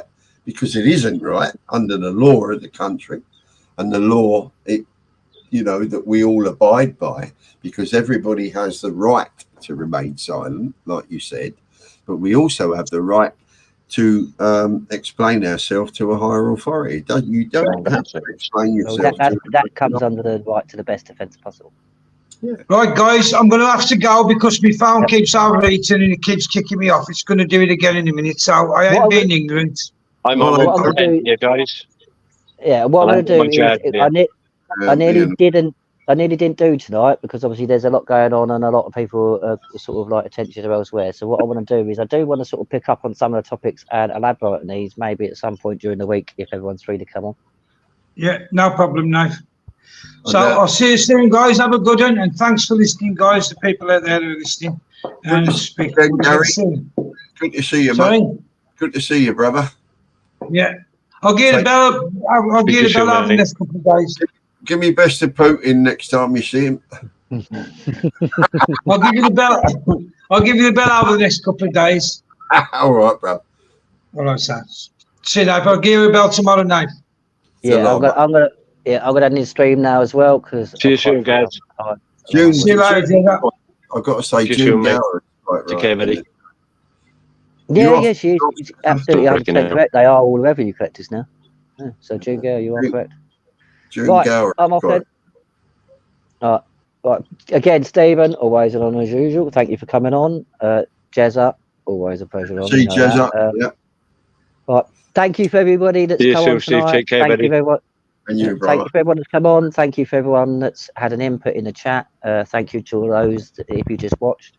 Tune in next time. We'll be back. All right. Night, everyone. Right. I'm going to get naked now then.